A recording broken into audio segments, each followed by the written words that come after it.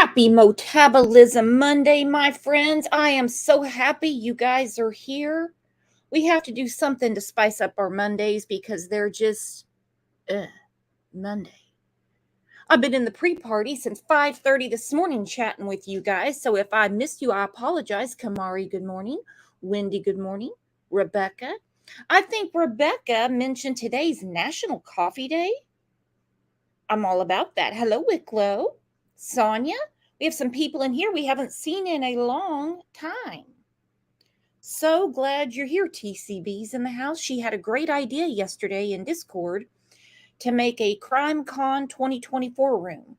And we did, and it is hopping. So today, this show is going to be a little all over the place because we have a lot to unpack. A lot of great points were made over the weekend. Dawn spoke with Cher, and obviously he doesn't know the script or forgot the script. We're going to talk about that for sure.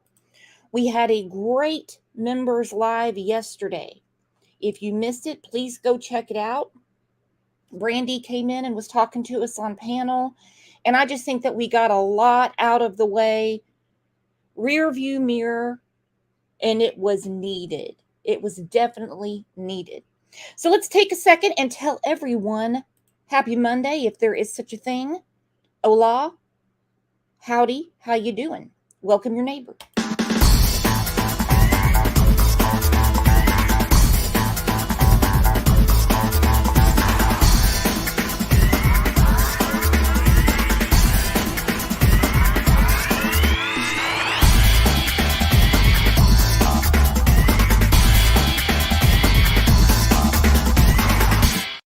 Welcome. You guys had a lot to say after last Monday's show, so I'm going to go through some comments. And just like when we did the show last week for Michael Vaughn, he's been missing for over 2 years. Summer's been missing for over 2 years. And the fact that you guys still follow, even with nothing new going on, no new updates, tells me all I already knew about you, that you're awesome people.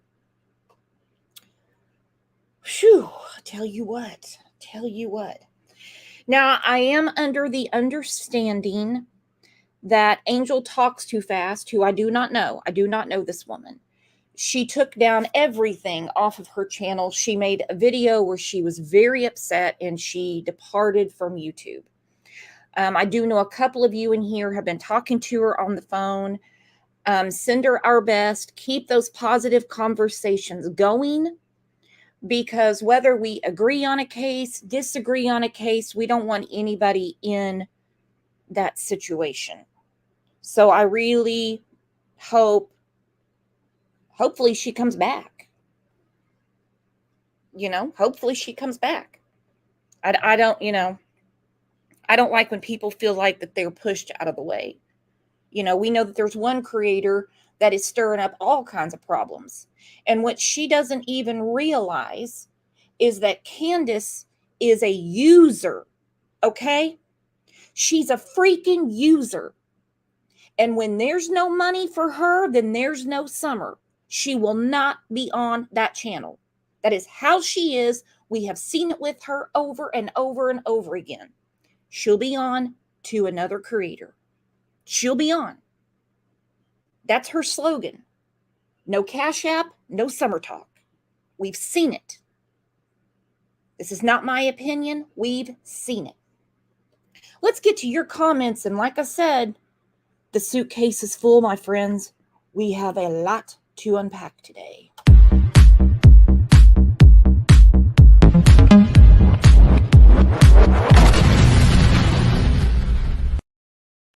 KK, and this is from the Facebook group, so I just abbreviated her name. I'm not going to put anyone's real name out here. This is from the Facebook group. She said, so let me get this straight. Their daughter goes missing in the middle of the afternoon in only 2 minutes of not being supervised. But you let your other 3 children then go roam around the property for hours looking for their sister, where there are bears and other wildlife, which the mother is afraid of. Then you state to the media that you both knew it was an abduction immediately. Yep. Candace and Grandis. Yep. On their watch. They yelled for as much as they could. They looked under a mattress that was on a cement floor, looked under some blankets, and just knew she was abducted. She was just gone. Hello, Jimmy Hoffa. Don said when he approached the property and he saw all those people out looking for Summer, I don't know what number we're talking about, dozen, half a dozen, or just the three boys. I don't know. He said he just knew she had been abducted. Spirit Seeker Squad said she didn't report Dawn for showering with Summer because she was drying Summer off after the showers. That is what Dawn said. How can she lie so easily? That is my first time seeing this clip, and I'm baffled. Yes, that was the clip where Earn the Burn, confronted Cant about the showering together. She goes, I'm fixing to go off. I'm fixing to go off. I'm fixing to go off. Sheridan knew. JPL says what's curious is that when Candace threw her phone down to grab her mother's phone, how does she remember people's phone numbers? Mine are in my phone, thank God, because I wouldn't remember. I also wonder why 911 was called when they couldn't find her for an hour the other time she ran off. But after 10 minutes, they called 911. This is a lot. Think about this. Jose said it took him about an hour to find Summer when she wandered off before. They did not call 911. Also, it was mentioned on Prayer Garden's channel sometime last week, you'd have to go find it, that one of their other children wandered off. And they found him, but they did not call the police. But after 2 minutes or 10 minutes, they're calling in the authorities. Anyone find that strange?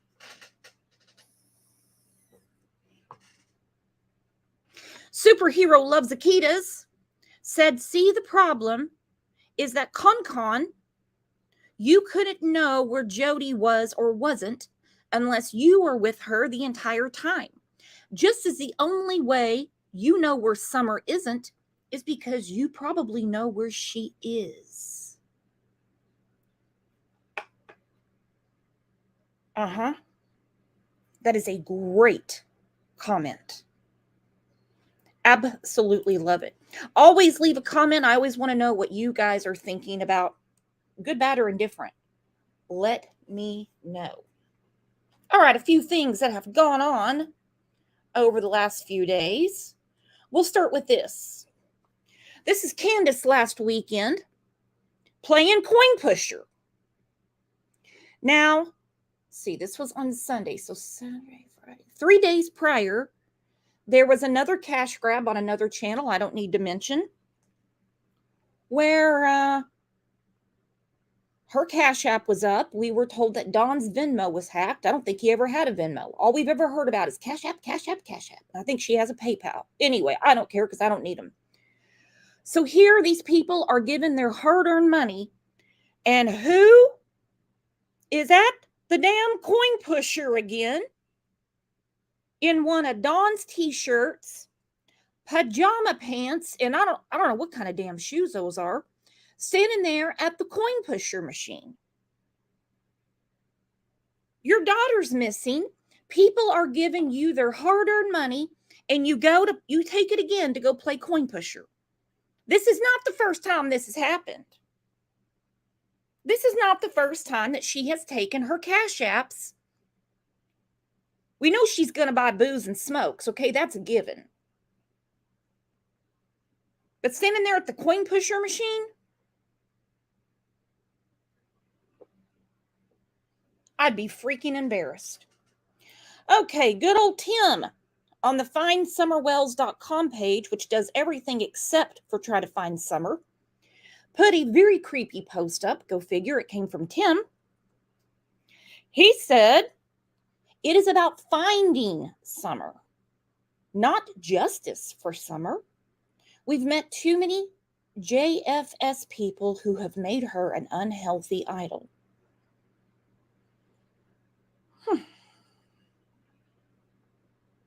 Let's talk about you, Tim, and unhealthy idols. About a year ago, you said Dawn is your human boss. Human boss. Dawn is your human boss.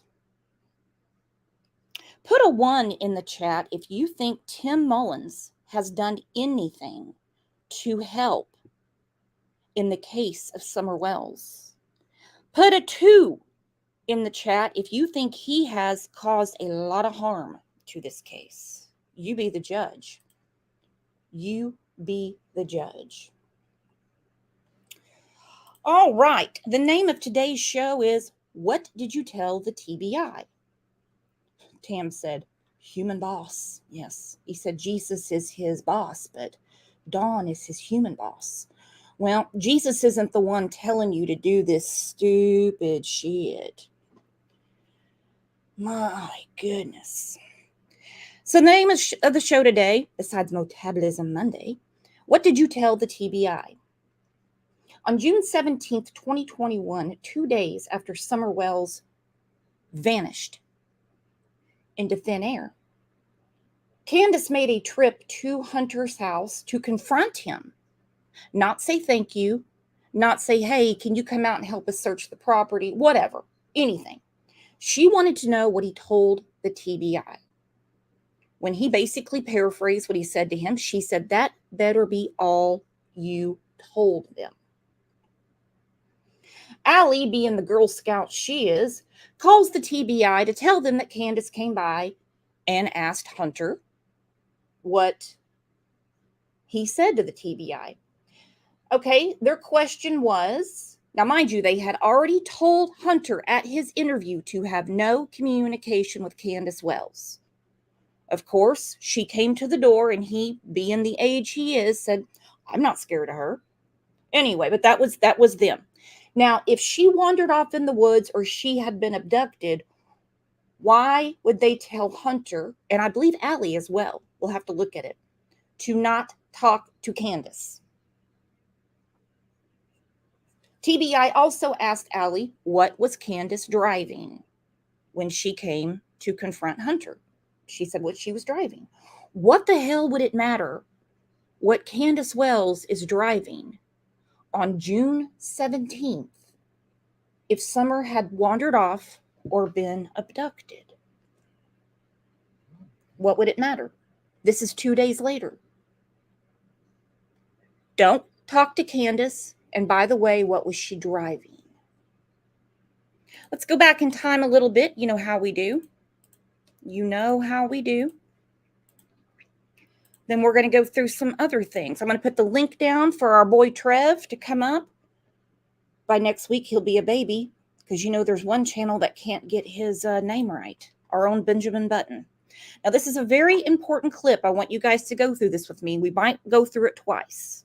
Follow breaking news, the story of a little girl, everybody. 6 days, 150 tips, and still no sign of the missing 5-year-old. An Amber Alert remains in effect for Summer Wells. She was last seen Tuesday evening in the Beach Creek community. This is Hawkins County. You see, the circumstances of her disappearance, they're still unclear. Today, the TBI is saying hundreds of first responders, they continue to scour the area searching for Summer. News 2's Haley Wilgus here is at the WKRN.com alert desk with a significant update. Haley, from the TBI.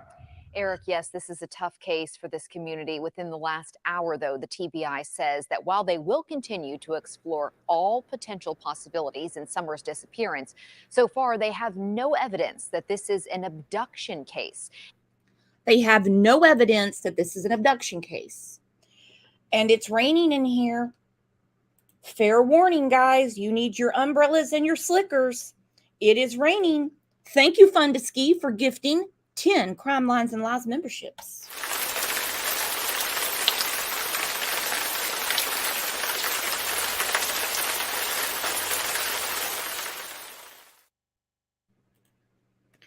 No abduction. That was said very early on.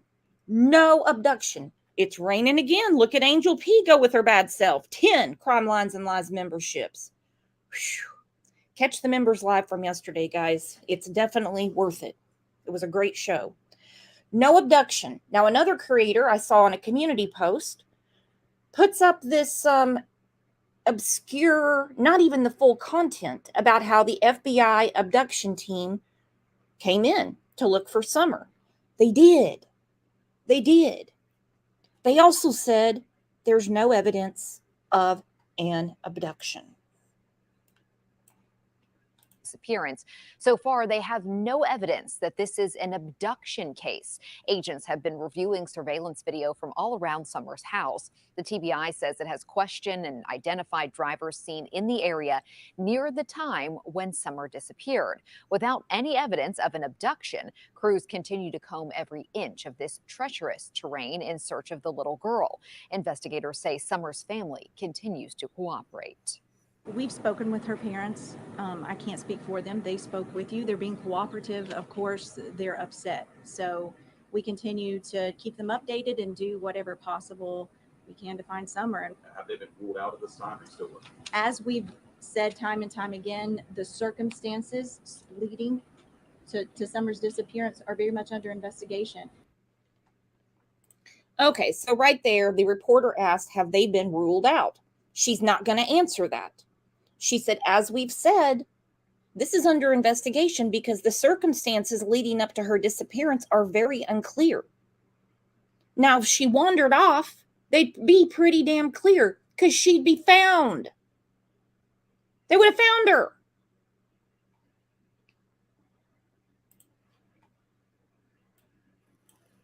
Said time and time again, the circumstances leading to Summer's disappearance are very much under investigation. And at this time, we continue to explore all possibilities. Investigators say it's possible Summer wandered off and is hiding and scared. They're once again asking all residents in the Beach Creek community to check their property and their trail cameras for anything unusual.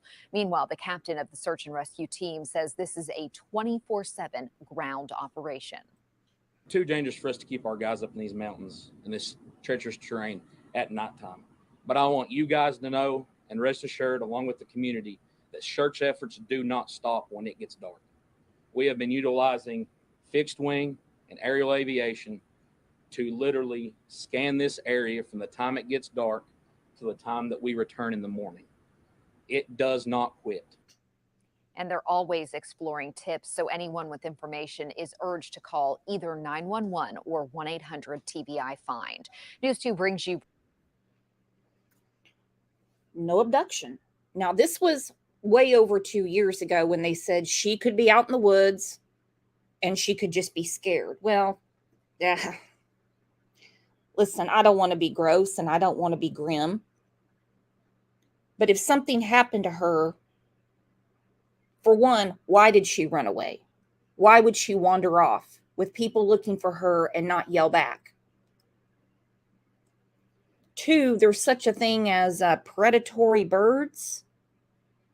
And if there's something deceased on the ground, they're going to be circling. Okay? Not trying to be grim, not trying to be gross, but that is the truth.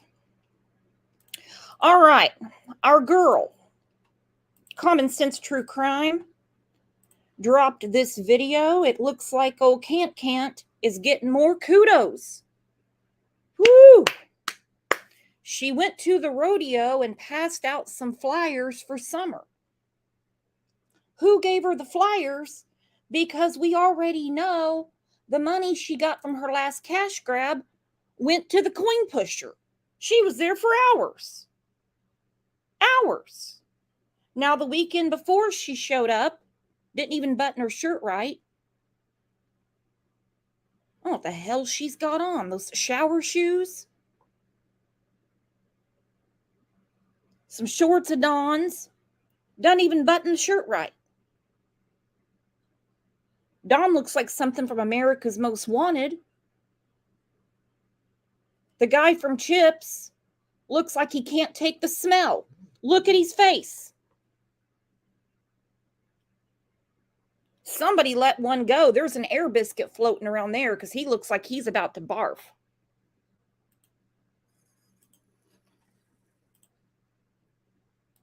Ain't y'all proud of me? I went to the rodeo and I shared Summer's flyer. So you can't even say that I haven't done that before. What's it been? 3 years? 3 or 4 years? I put out a flyer, okay? And I want my cookie.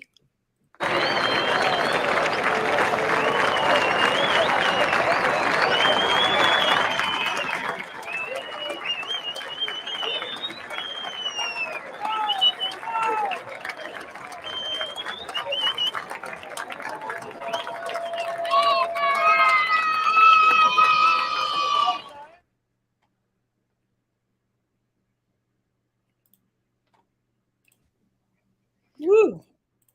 Then she ended it with how long it's actually been. But now, anywhere she goes to entertain herself, whether it's the Christian concert that Robin took her to, or when she got to meet the dude from Chips, did she have a stack of flyers with her at the coin pusher machine? No. No.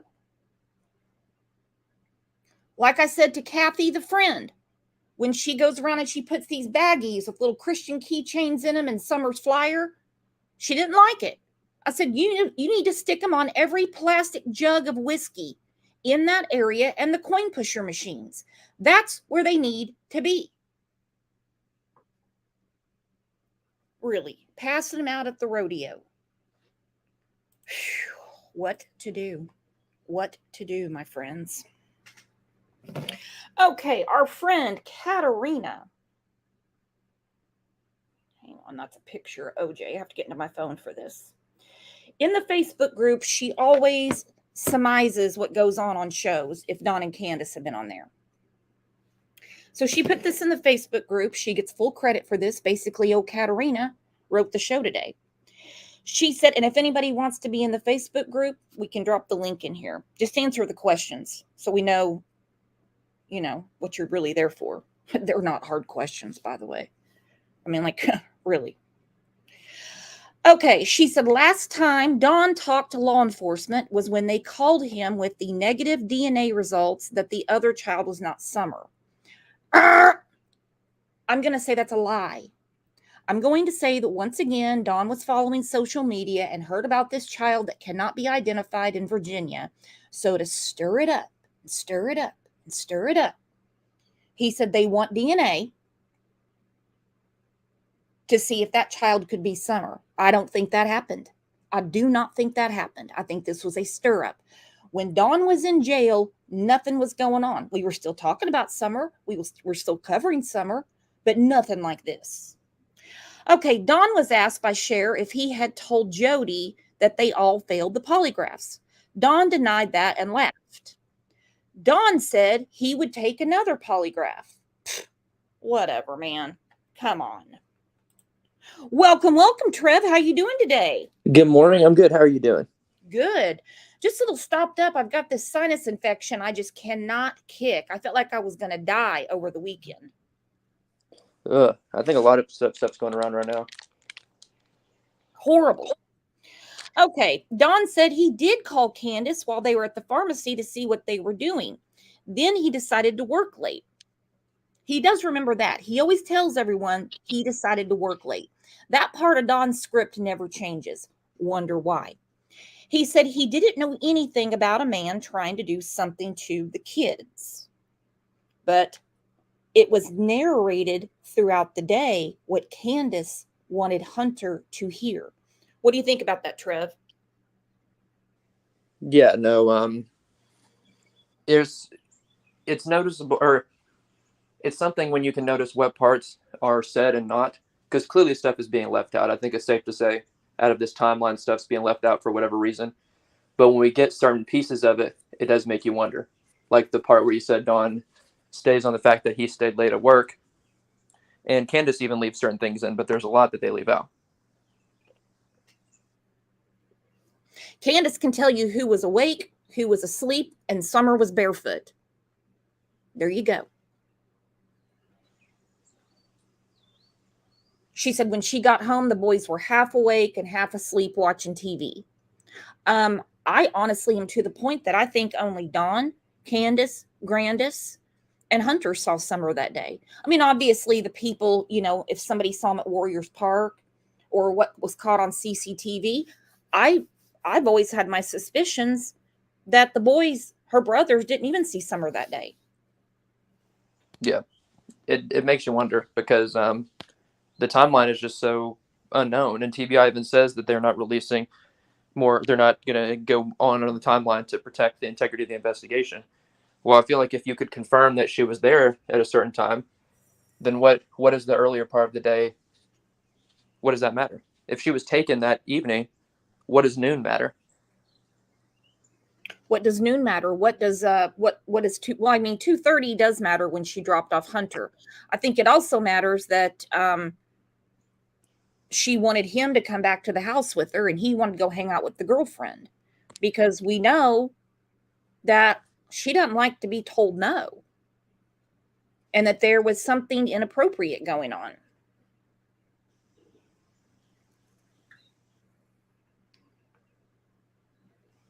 And it just makes you wonder why that he was wanting to come back to the house and why there was that issue. Because apparently, it was just like a last second thing, you want to go swim. And then here we are. I mean, nothing from that day adds up. No, nothing. So let's say they got home at 3:30.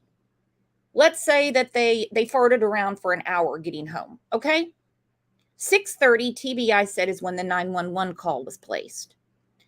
All we know is we've heard cereal, dishes, laundry, and planting flowers. Really?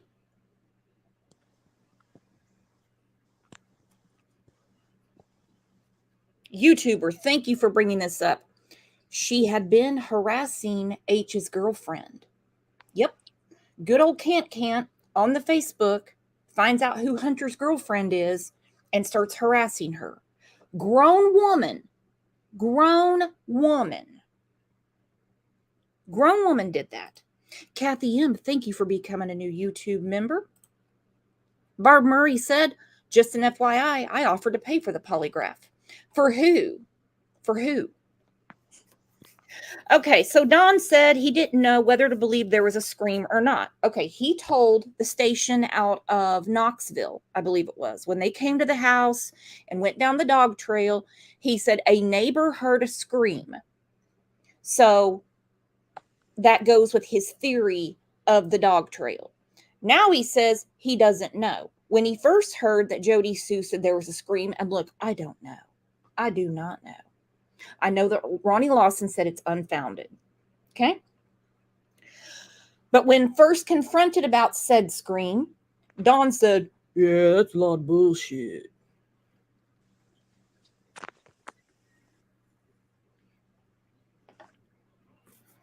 Then he said he can't believe anything Jody says. Jody was in chat, and she offered to take a polygraph. These people in the polygraphs, I'm telling you, polygraphs they're such crap, and they just hang everything. They love to hitch the cart to the polygraph. You want to expand on that, Trev? Yeah, it's kind of crazy because I mean we've reached a point for a long time now where they're not even admissible in court, meaning that you can't even use them as your evidence against someone in court.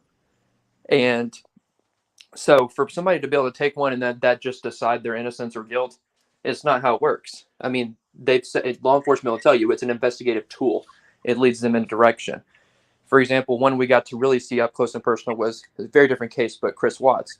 We watched them do that one, and that led them in a direction, but there was a lot more work after that to get an answer out of him. Now I know there was a confession and a bunch of different other stuff, but that did not determine innocence or guilt. On that note, I'm glad you brought the Watts up, because it's not only an interrogation tool, it's an intimidation tool, because people that are guilty sometimes will confess. They're really rolling the dice. Okay, go ahead. Sorry.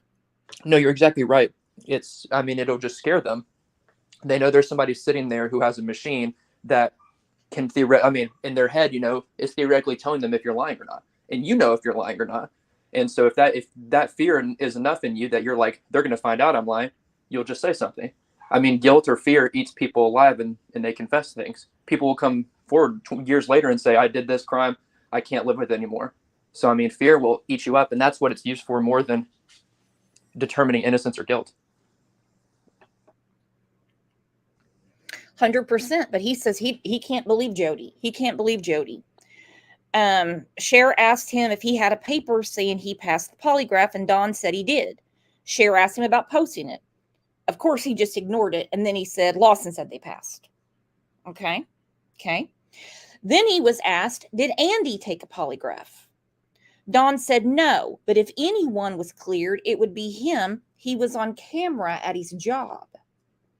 I found that to be very interesting. We're going to go through part of it. They had a lot to say about Jody Sue, and we're back to speculating that Jody Sue has something to do with it. She's not a suspect. One day Candace says Jody Sue was outside. Then she says she wasn't. As you remember, here's one of our favorite clips. I don't know about Jackie Dobbs. I've just heard about him. I don't know about Jody Sue. I've talked to Jody Sue time and time again. And every time she talks to me, her story has changed. Like in how? Okay, like, for instance, like, she said that she was down on the bottom after she heard somebody scream or whatever. She was never at the bottom of that driveway. I drove down there faster than she could fucking fly. Okay. So she said, so the scream, of course, is out of the question now, right? There was no scream, right? There's no scream, dude. She's maced all that shit up. Lie. I can't lie. It's not in my metabolism. Okay. Now, if she was standing down there, was that after Summer had came up missing?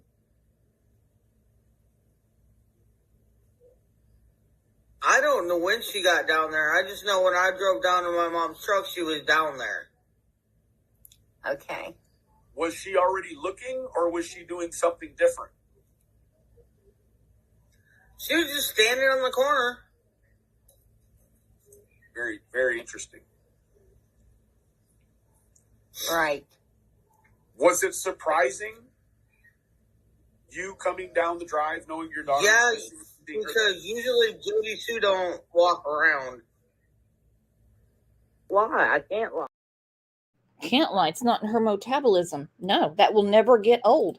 And Ernie just goes along with it. Okay. I'd have been like, in your what? In your metabolism.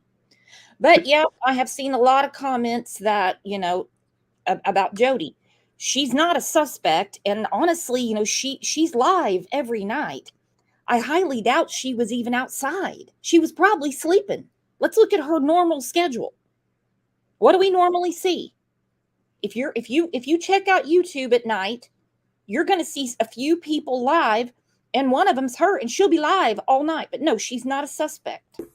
I guess thank you, Hawkins, and thank you, Pruitt. Appreciate that. So I'm going to play this for you as it originally is, and I'll share it on my community wall here in just a second. You got specific questions that are pertinent to this case? Yes, suspect Brown is threatening people on the internet. I find that on suspect 2 threats are as far as you believe it. She said, first of all, she's not a suspect, and threats are what you believe. And we see on the internet all the time. Oh, I'm going to get a lawyer. I'm going to get a lawyer. I'm going to get a subpoena. I'm going to take them all to court. Find a lawyer who gives a shit about your feelings. We had a conversation with an attorney on Saturday, did we not, Trev? We did. It was quite eye-opening. It really was. I learned a lot. Mm-hmm. And what corner could Jody Sue be on? She makes her sound like she's a streetwalker, just standing on the corner. It's a dead-end road. Yeah. And something very interesting I picked up, and I know we've listened to this clip so many times, but so on the topic of Jody Sue being involved, people's suspicion of that. So if we're taking Candace's word that she was down there when she drove down to look for Summer. So we're placing that not long after Summer went missing, and Jody's already standing there on the road. So how could Jody Sue have gotten rid of Summer and then been standing there at the bottom by the time that Candace went and saw her if she's involved? Great point. Great point.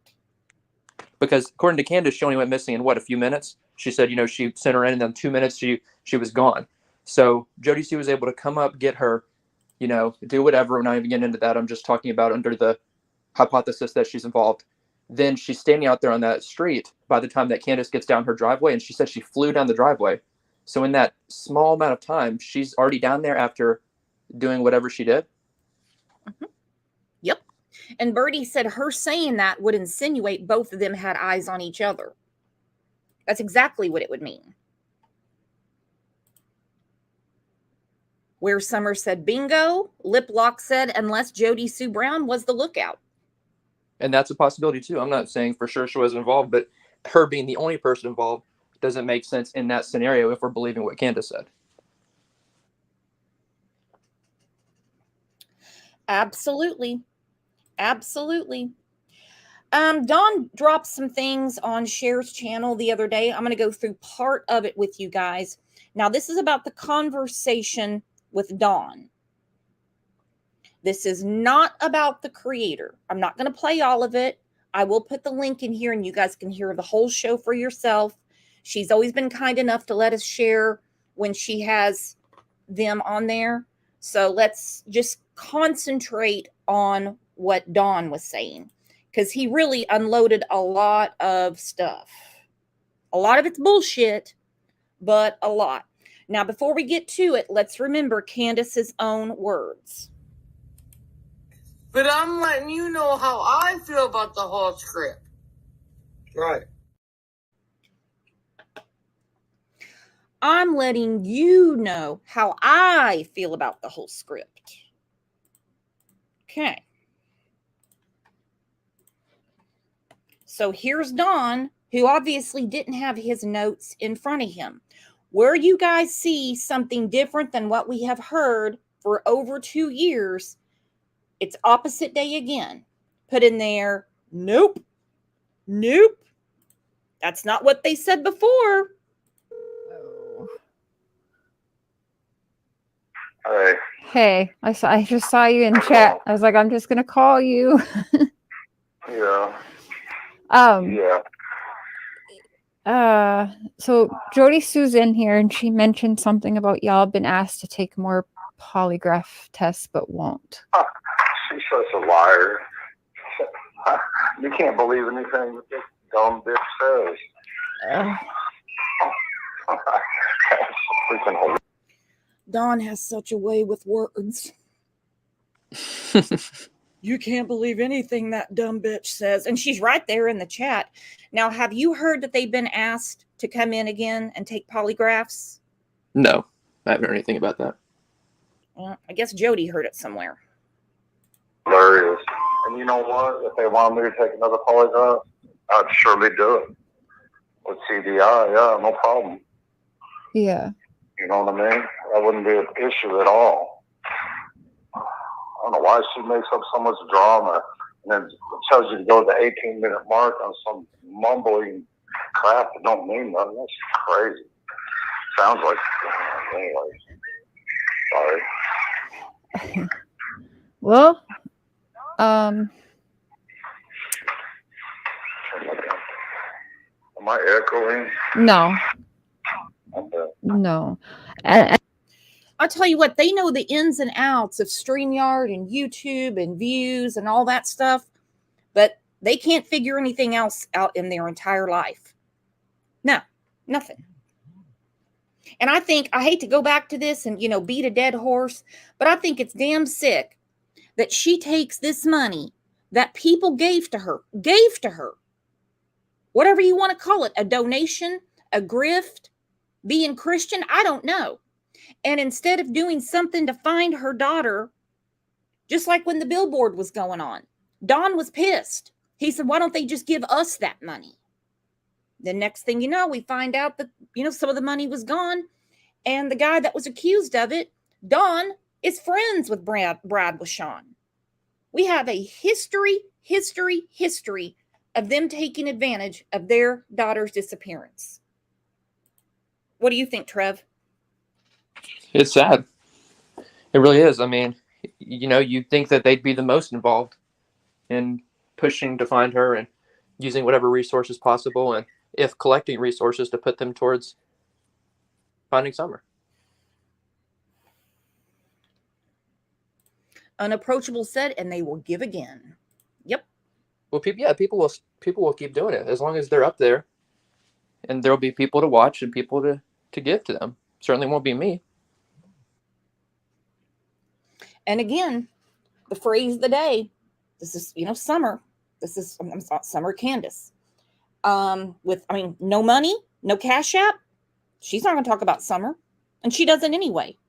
She'll go in there and get money and say, we're not here to talk about Summer. Also, it was shared with me. I'm not sure where this was. Candace was talking about the damn couch again. She said the couch has been gone for 6 years now. Well, then how did Allie see it? How did Jody see it? How did Grandis see it? How did Jose see it? Yeah. All of these people said there was a couch against the door. This isn't something outlandish somebody would just make up. It's not. But she's like, oh, it's been gone for 6 years.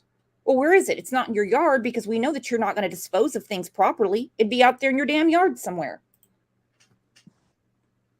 And then the guy on the hill touching kids. I don't know anything about the. Right. That's freaking hilarious. And you know what? If they wanted me to take another polygraph, I'd surely do it. With TBI, yeah, no problem. Yeah. You know what I mean? That wouldn't be an issue at all. I don't know why she makes up so much drama and then tells you to go to the 18-minute mark on some mumbling crap that don't mean nothing. That's crazy.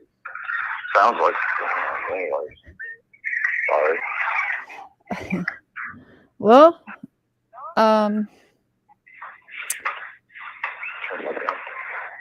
Am I echoing? no. Okay. No. And then the guy on the hill touching kids. I don't know anything about the. Right. As far as I know, that was some made up stuff or something. I mean, I have no idea. Well, that would be Candace that made it up. He said he doesn't know anything about that. Now, like I said, we have to go back and forth. Sorry about that. Because we go to the McDonough interview live from the porch with Mountain Dew, Domino's Pizza, and coffee cups. Live from the porch. Live from the porch, where Hunter is talking about it because Candace told him. Hunter did not make this up. I do not believe for that. I don't believe that for a minute. She was feeding him information throughout the day for a reason. 10, 15, well, it's going to be 30 to 35 minutes. Okay. Well, I was saying the line was long. Okay. Because you have who went inside the store? Nobody went in. We went through the drive-thru. Got it. The drive-thru. And then while we were in the drive-thru, her husband calls her talking about this dude named on the property that's been there for like a week or so, she told me, that keeps stalking the little kids. Who's that? Some dude named like I have no idea who it was. Okay. And why did Don call? I have no idea. He just called. I don't even know if he was working at the time. Okay. But if he was working, he obviously wouldn't know that there was some dude looking at the little kids. So this dude named Don calls Candace and tells her about, I don't know if his name was. And tell me about that conversation. All I heard was. And how did you hear it? I heard because I asked her why he called. Okay. The only thing that she told me from the phone call is that there was some dude, whatever it was, just the name. Okay. That's all I remember. Is that he's been up on the property for a week or two, trying to, like, I guess she said, touch the little kids. That's what I was told. He's trying to have what? Touch the little kids. Touch the kids? Like give him a hug or something. I don't know. What do you think? Do you think that's true? I mean, it could be because she's had this. Name was Billy, right? Yes, Billy. Billy was up there doing that stuff until we got arrested. And Billy is the brother, No. the son. Nope. No. Billy was an old drunk. He's what? He was an old drunk that was a friend of theirs that used to get in arguments with his wife. And go his up to wife their would house. take him out, and he would go up there and sleep in one of the sheds on the property. Got it. And who was Billy trying to touch? Well, Billy has the hots for grandma. The grandma. Got it. But what about the kid? Billy has the hots for grandma. Now, we know now because there's, it's been unbleeped on another show. She said Andy. Andy was on camera at work, according to Dawn. Dawn says he did call Candace that day, but knows nothing about this dude on the property that was trying to stalk the kids. It's very interesting to me that Hunter gave a name. I mean, it's obvious that Chris had to bleep all that out, but for him to sit there and repeatedly give what he thought was this person's name was interesting. I mean, it just leads me to think, unless something was misunderstood, he's not just making that story up. It's not like he just said something that was like, quick, threw that in there. Like he even had a name with it and everything. Just makes you wonder what he heard. Yeah, I think that she was feeding him information throughout the day. That's truly what I think. For one reason or another, I think that's what was going on. So now we go back to Don, who says he doesn't know anything. He doesn't know anything about anybody that was on the hill trying to touch the kids. Did you call Candace when she was at the pharmacy? Yeah, I called to see what she was doing and stuff like that, and that's when I decided to stay at work late because I knew nobody was, she was out doing whatever. So Pruitt has cleared Jody Sue as a suspect? Yeah, right. That's so funny. She's still trying to tell that lie. Yeah, I pulled it up, and he says something about, I can't quite make it out. She said you told her that yourself. I told her that. I ain't talked to that dumb bitch. I won't talk to that dumb bitch. He's so eloquent. He's so eloquent. Oh, yeah, right. Yeah, right. Pruitt did say it. Pruitt said she's not a suspect. She's not a suspect. I wouldn't be worried about that. I'd be worried about how come if you called right now and asked Pruitt if Don and Candace and Grandis are suspects, possibly even a couple of other people, they just wouldn't answer. I'm not taking up for Jody Sue. We want the truth. We don't want lies. And if you're just coming in and you missed it, yeah, Pruitt did. I guess thank you, Hawkins, and thank you, Pruitt. Appreciate that. So I'm going to play this for you as it originally is, and I'll share it on my community wall here in just a second. You got specific questions that are pertinent to this case? Yes. Suspect Brown is threatening people on the internet. I find that odd. Suspect 2 threats are as far as you believe it. He said, do you have anything pertinent to this case? Benny says, yes, suspect Brown has been threatening people on the internet. He said, well, she's not a suspect, and threats are only as serious as you take them. Period. So she's not a suspect. This show isn't to take up for Jody Sue. We can't get anywhere without the truth. No. Sorry, I can't help. I shouldn't be cussing. I apologize. Makes me so mad. You said, okay, now I'm ready to go live. Yeah. What about so do you believe there was a scream? It could have been, I don't know, but I don't believe anything she says. Right. I can't believe anything she said. She has no believability. She's a nutcase. She said she will take a polygraph and pass it.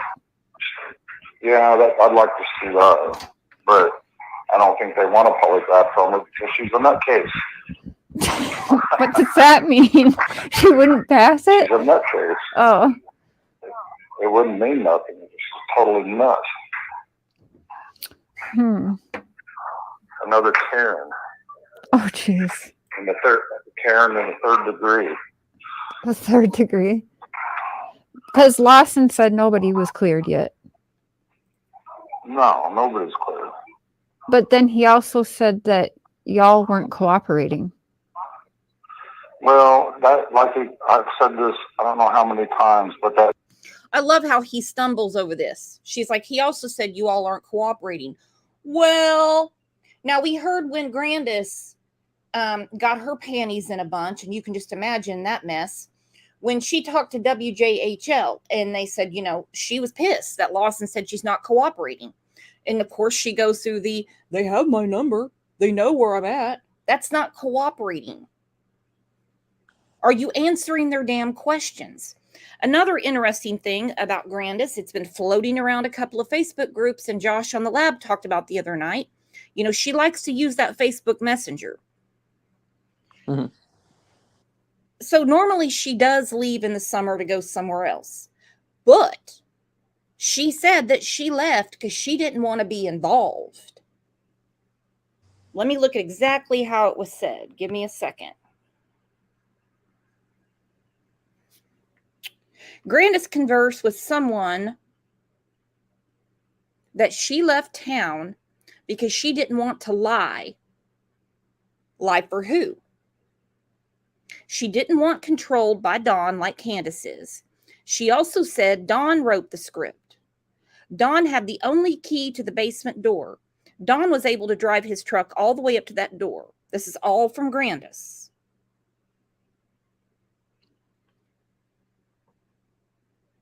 Grandis also said Candace's new friends are using her. Do I need to reread that for anyone? What do you think about that, Trev? Is it damage control, or did Grandis really get the hell out of Dodge? I think it was the day after the boys were taken because she knew shit was going down and she didn't want to be involved. Well, I think it's very telling that she would say something like that.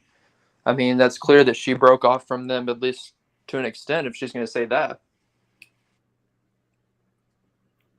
Mm-hmm. What do you guys think about that? If anybody wants to grab the link and come up, because I think that's a very telling statement. And see, she tried to break off a little bit. She distanced herself slightly in that WJHL interview because she brought up the nap, and she also acted like she didn't even know what the swimming hole was called. She's like, well, the Warriors Pathway, whatever. I forget her exact wording, but she made it seem like she didn't really know what it was called. Like, very much looked like she was distancing herself. And then she didn't go on camera again. Nope. She's done with it. She's done with it. And this is the grandmother of a missing child. The grandmother. Grandparents will walk over hot coals for their grandchildren and tell their kids, look, you're great and all, but I'm all about the grandbabies. Not this one. Not this one.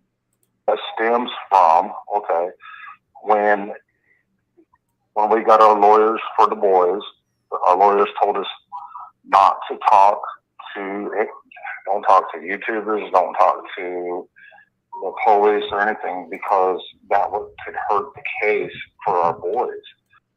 But what did you do, dumbass? When we got our lawyers for the boys, they said, don't talk to YouTubers. He also said they told him not to talk to the police. Okay. I understand that part of it. A lawyer is always going to tell their client, I'll talk to the police, not you. So this is in relation to cooperation. But he's been all over YouTube. He sunk his own battleship, if you know what I mean. Because I knew nobody was, she was out doing whatever. So Pruitt has cleared Jody Sue as a suspect? Yeah, right. That's so funny. She's still trying to tell that lie? Yeah, I pulled it up, and he says something about, I can't quite make it out. She said you told her that yourself. I told her that. I ain't talked to that dumb bitch. But I won't talk to that dumb bitch. Sorry, I can't help. I shouldn't be cussing. I apologize. Makes me so mad. You said, okay, now I'm ready to go live. Yeah. What about so do you believe there was a scream? It could have been, I don't know, but I don't believe anything she says. Right. I can't believe anything she says. She has no believability. She's a nutcase. She said she will take a polygraph and pass it. Yeah, I'd like to see that, but I don't think they want a polygraph from her because she's a nutcase. What does that mean? She wouldn't. Okay. We already know he thinks Jody Sue's a nutcase and a dumb bitch and all that. Fun to Ski said there's no photos of Grandis wearing a brace. No, there's none. Candace, another one of her stories is that she had to go and help her mom with her brace. Like Grandis doesn't know how to use Velcro. Okay? It's a knee brace. You're telling me Grandis doesn't know how to use Velcro. Maybe walk and chew gum. She probably that would probably complicate things for her. But you're telling me she can't slide on an elastic knee brace or Velcro one on. Also, with something like that, doctors will say, just ice it. You don't want to mess it up anymore. There's no photos of her in a knee brace, and we know that Candace took photos of everything. Don, on another channel, when asked about the knee brace, he said when he got there, she didn't have a knee brace on. Like I said, they need to check their notes. Don't you think, Trev? Yeah, and it's all these little inconsistencies. And not that those things make you guilty, but why have changing stories if you have one story? Should be one concurrent, fluid story of what happened.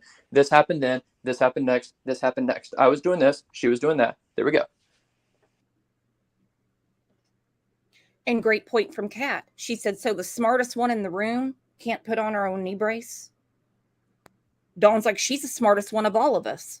Oh, I agree, because she's not on YouTube. She got the hell out of Dodge. I mean, I'll give her that much. She's not making a mess, but she's in that Facebook Messenger saying a lot of stuff. And I hope the person that has that conversation sends it to 1-800-TBI find. You know who you are.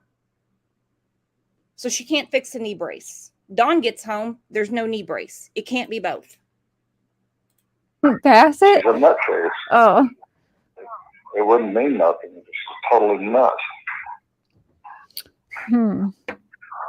Another Karen.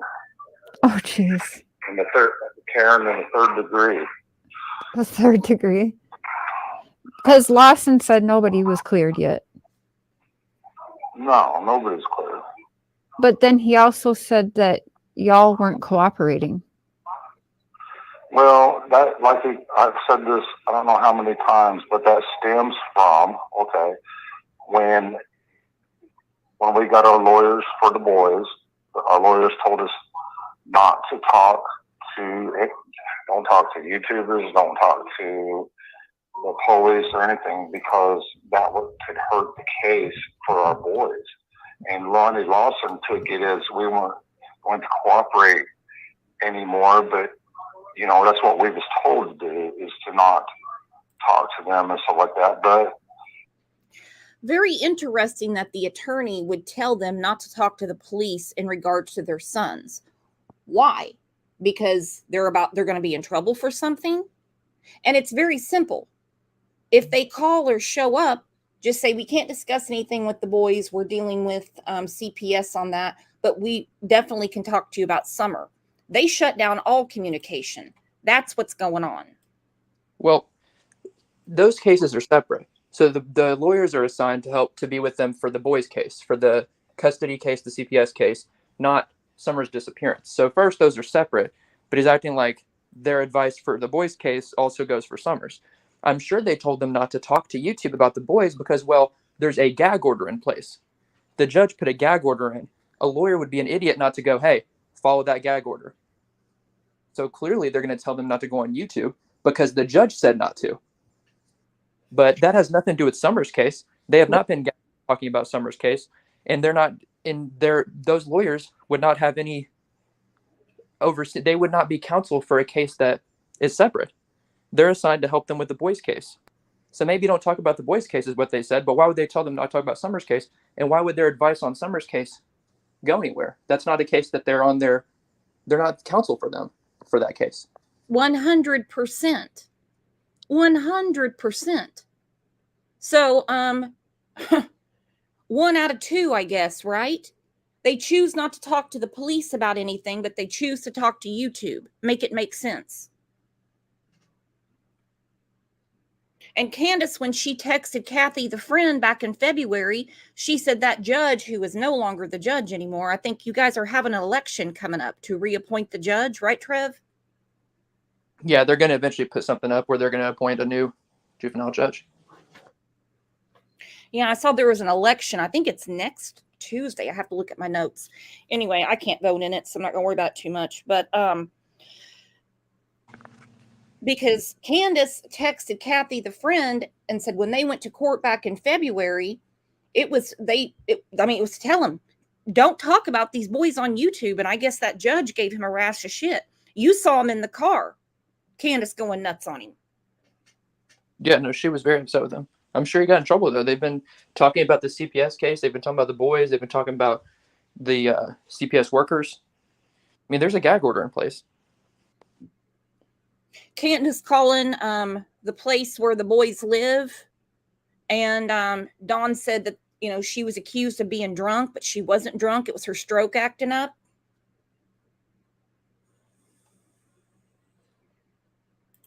Amazing.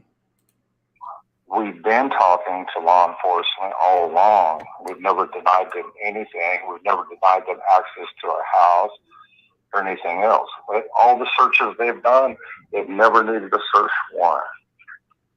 Have you let them all around your property? Yes. They come up here 11 different times into our house. All the hell was pretty much disrespectful to us and everything else. And, but we allowed them. Okay. And on the screen, Cher put it up. Jody Sue's in chat. Jody Sue said, he told me that. Then he said he and Candace were no longer going to have shit to do with Hawkins County Sheriff's Office. So she's confronting him right there on the live. To do that. And if we would have been smart, we would have probably told them not, but we were trying to hide anything. We wanted them to know and people to know that we're fully cooperating with them. That's why we done the lie detector test and everything else. When's the last time you think you spoke with Ellie? With who? Law enforcement, Ellie. When they come up here and got the DNA samples, and then they called and said that the results were negative for the body they found in Virginia. I think it was Virginia. Yeah, that's right. Yeah, you did the DNA for that. And I was gonna call them and talk to them. I've been meaning to call them here for the past few days. And talk to them about the CPS thing, but I'm starting to, wonder, $3.3 billion involved here. Are they going to go up against CPS? CPS doesn't want their kids. CPS does not want their children. It is no secret that the federal government sends lots of monies to states to house children, feed children, get them medical care when their parents have failed them. We wouldn't need foster care if parents knew how to parent. Their kids are out of their care because they were taken because they were obviously deemed unfit to parent, and they have not got them back in all this time. And he's implying there, and I've heard it before, that CPS is possibly involved in Summer's disappearance as well. That's a newer one. And notice how when he talked about the remains, he said, I think it was Virginia. If they thought they possibly found your child, even if it's remains, and they were testing it, you think you know exactly where that was found, right? You think it'd be a pretty big deal to you. I knew where it was. Carroll County, Virginia. That's exactly where it was. He said, Virginia, I think. Mm-hmm. Virginia, I think. Year? And if they want your DNA, they're not going to go to that rat trap of a house and get it. They're going to say, we need you to come down here. We're going to get the DNA and see if this could possibly be your daughter. But you hear him saying, when asked, when's the last time you talked to LE, law enforcement? Oh, I've been meaning to. Kat has a great comment. Wait, I thought that law enforcement knew that that was a boy, male body in Virginia. Why would they need DNA all of a sudden for that? Smells like BS.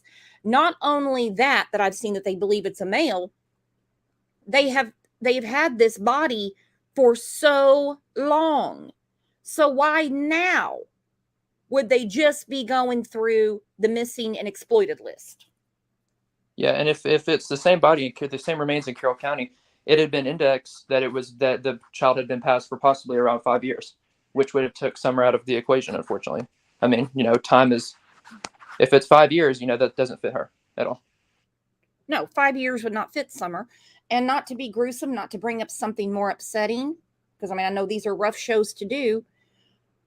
When Gannon Stout was found in the suitcase under the bridge in Florida, they already had the DNA in the system from his mother and his father for if they found him, they could run it. And no, they identified it was Gannon Stout. Then they called the parents. That's what they did. They got a hold of Al. They got a hold of Landon and said, we have found Gannon. He's a match for what we have in our system.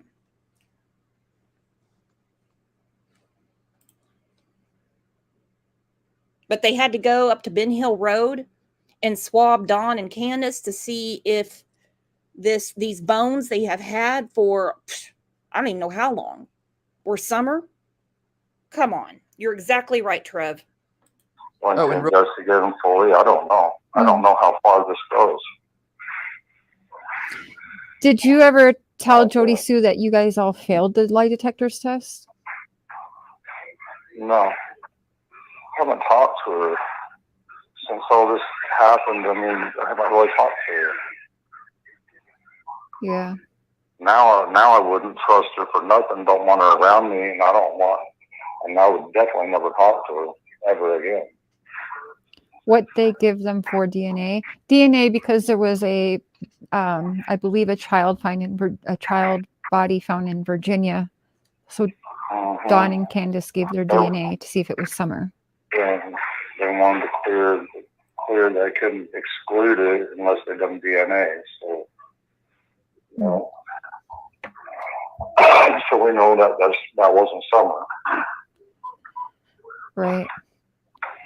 So do you have papers then saying you passed the polygraph, right? Yeah. Do you ever think about posting those on your channel? Yours? Thought about it. That would take a lot of heat off you. Don't you think? I don't. Well, I mean, they said, Ronnie Lawson said we passed our polygraph. Nobody cares about polygraphs. I know some people do. Some people really hitch their cart to them. I go back to the case of Elizabeth Smart, where her uncle failed the polygraph. Her uncle was nowhere around. But, they requested that family members take polygraphs to start ruling them out. They said, go home, get some sleep. You've been up looking for Elizabeth, and then come back in. That's it. Russ Faria, who had been in a interrogation room for hour upon hour upon hour, failed his. Guess what? Pam Hupp killed Betsy, not Russ. But it was so easy for Dawn, when asked, did you get a piece of paper saying that you passed the polygraph? As if somebody put a big A+ on it and a gold star to it. Yep. Well, are you going to post it? Well, he's kind of like, what's it matter? Well, it would take some heat off of you. Makes sense to me. He doesn't have anything. He has nothing. Ted Bundy passed his with flying colors. And that's when they were heavily used. Any thoughts on that, Trev? Yeah, why not? Why not share it? I mean, it's up to him. Nobody says he has to, but it would help him. If he's got paperwork that says he passed him, then you put that out there. And then if anybody says you didn't pass it, they're just lying. But until then, there's that question. Tropicana Banana has a great point. She said there is a protocol when collecting DNA. It is done in the police station or hospital. Yeah, they didn't crawl up on the hill and swab their asses or their cheeks. Come on. He said it was on YouTube somewhere. I'll have to find that again. Did you ever suspect David Dotson? No. Okay. No, he just got caught up in the storm, you could say. Yeah. Just like a lot of people did. Yeah. Just like we did. Y'all put yourself in that storm. You all put yourself in that storm. And Candace going to the Heyday Rodeo or whatever it is and handing out flyers. Big whoop. Big whoop. Just like this. From the weekend before, Candace went to play coin pusher. They were invited in 2022. She was camping with Kathy. They were invited in 2021. They couldn't be bothered. But then they show up. And we're all supposed to applaud. Did you applaud, Trevor? Which part? Am I applauding? Candace handed out a couple flyers up the rodeo. She didn't have any flyers with her playing coin pusher or this benefit they went to. When they didn't go to the one in 2022 or 2021. I mean, you'd think that's what they'd be doing at every event.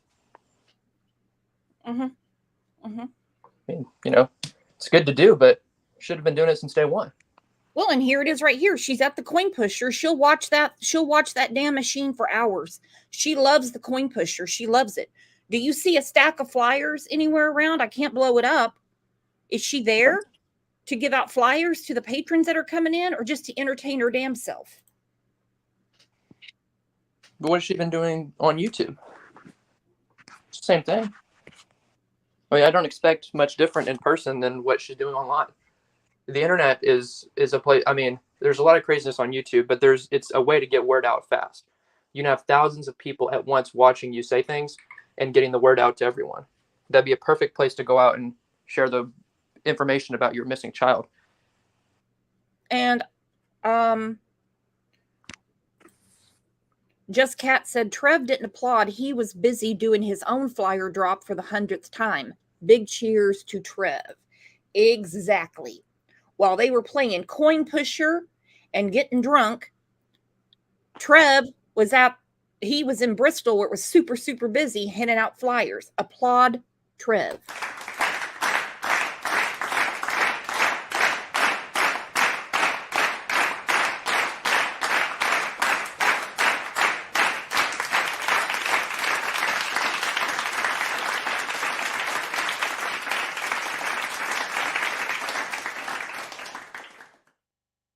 Great job, Trev. And message me what your schedule is for giving out flyers and stuff like that. I'm going to post it on my community tab. I think I saw it in the Facebook group or on your Facebook. I don't know. I didn't grab it. If you would send it to me, that would be wonderful. I'll do that as soon as we hop off here. Do you know if Jody Sue Brown's ex took polygraphs? Andy? No, they didn't ask him to, but they know where Andy was. Oh, okay. If anybody's clear, he was definitely one. You know, they know where he was. He was under camera at his job. They know exactly where he was. Oh, that's right. Lisa Kay, I do remember that. You had an interview with Brian Eaton from News Nation. Yeah. Another nightmare. Yeah, I'll never do that again. You'll never do that. Oh shit. He's one of those that you don't do an interview with. No. Oh, so he's not as nice as he looks. Okay. It's always everyone else's fault. Lisa Kay's in there defending. That's all right. Okay, so let's go to the Eaton interview real quick. He was very fair with Dawn. Very fair. Your questions about where Summer is. It's now been 5 months since Summer Wells disappeared. Do your investigators know anything more now than they did 5 months ago? We really don't know anything more, but everything's still on the table. Hawkins County Sheriff Ronnie Lawson is in charge of the investigation. Everybody that's involved in this case is person of interest. We've not ruled anyone out. We've not ruled anyone out. Kat said, my palm is stuck to my face. We've not ruled anyone out. Why would there be a criminal investigation if she just wandered off? There wouldn't be. You gonna go arrest the trees or the bushes or? The pavement's not a person of interest. Nope. Anyone that's involved, and we don't even know who all's involved. They have some shady friends. I don't have shady friends. Look at that. Lisa A sent a super sticker. Thank you, Lisa. Thank you. Thank you. Well, it's like they say, show me your friends and I'll show you your future. People don't surround themselves with people opposite of them. You're gonna be around people who do things that you do or are similar to you, at least to some degree. I love that. You're exactly right. Your vibe is your tribe. Yeah. And it told me a lot in the beginning when the press conferences were empty. And I don't mean empty by people not caring. I mean empty. Where's the friends and family? Where are they? They weren't looking for Summer. We know that. But I kept thinking, this is really odd. Where are they? Nobody came out that knew them prior to June 15th that I've heard. And that says anything about, like, that will come out about the case or come out in support of them. People support them, but it's all people, aside from, I guess, Robin, who has done some support for them. But aside from that, it's all people that they met after June 15th. Yep. The only one that's really stuck around is Robin, but everybody else. I mean, Sherry, Allie's mom, who went to Chili's with them in March, even though there was this big falling out, supposedly, she said the minute she heard Summer was missing and that police were involved, she knew Candace had something to do with it. She knew it. That's a pretty bold statement coming from someone who's got her own damn problems. Don't you think? She's got her own child abuse allegations. Yeah, and knowing that she had to talk to law enforcement, I'm not saying she told them that same thing, but if she told them those suspicions, you got to be careful. You can say whatever you want to YouTube, but when you go talk to law enforcement, there's a level of, responsibility of you have to tell your honest feelings, even if you're just telling your feelings about what you think. Yep, exactly. Summer's dad. Go ahead. I'm so sorry. I did not mean to cut you off. No, just real quick. I was saying, if not, it'll turn around on you because then they'll come back in a month and say, well, why'd you tell me a month ago you think the mom did it? Now you think they didn't. You have to line up what you're saying or it's going to look suspicious.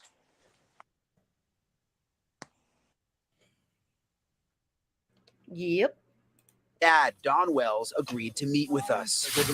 We talked to him on the edge of his property where Summer disappeared. What do you think happened? What does your heart tell you? Well, I know in my heart and in my mind she was abducted. Someone snuck up there when we weren't exactly paying attention, and we don't know if they come in the basement and grabbed her or if she. Okay, so he says Inton was unfair with him. He said, "What do you think happened to your daughter?" Now listen to what he says again. But this is all Inton's fault. He said somebody grabbed her when we weren't paying attention. We. Not Candace and Grandis. We. In my heart and in my mind, she was abducted. Someone snuck up there when we weren't exactly paying attention, and we don't know if they come in the basement and grabbed her or if she stepped outside the basement and was walking. And now Grandis is telling her new Facebook friends that she's messaging back and forth. that Dawn had the only key to the basement. Candace said, no one in, no one out.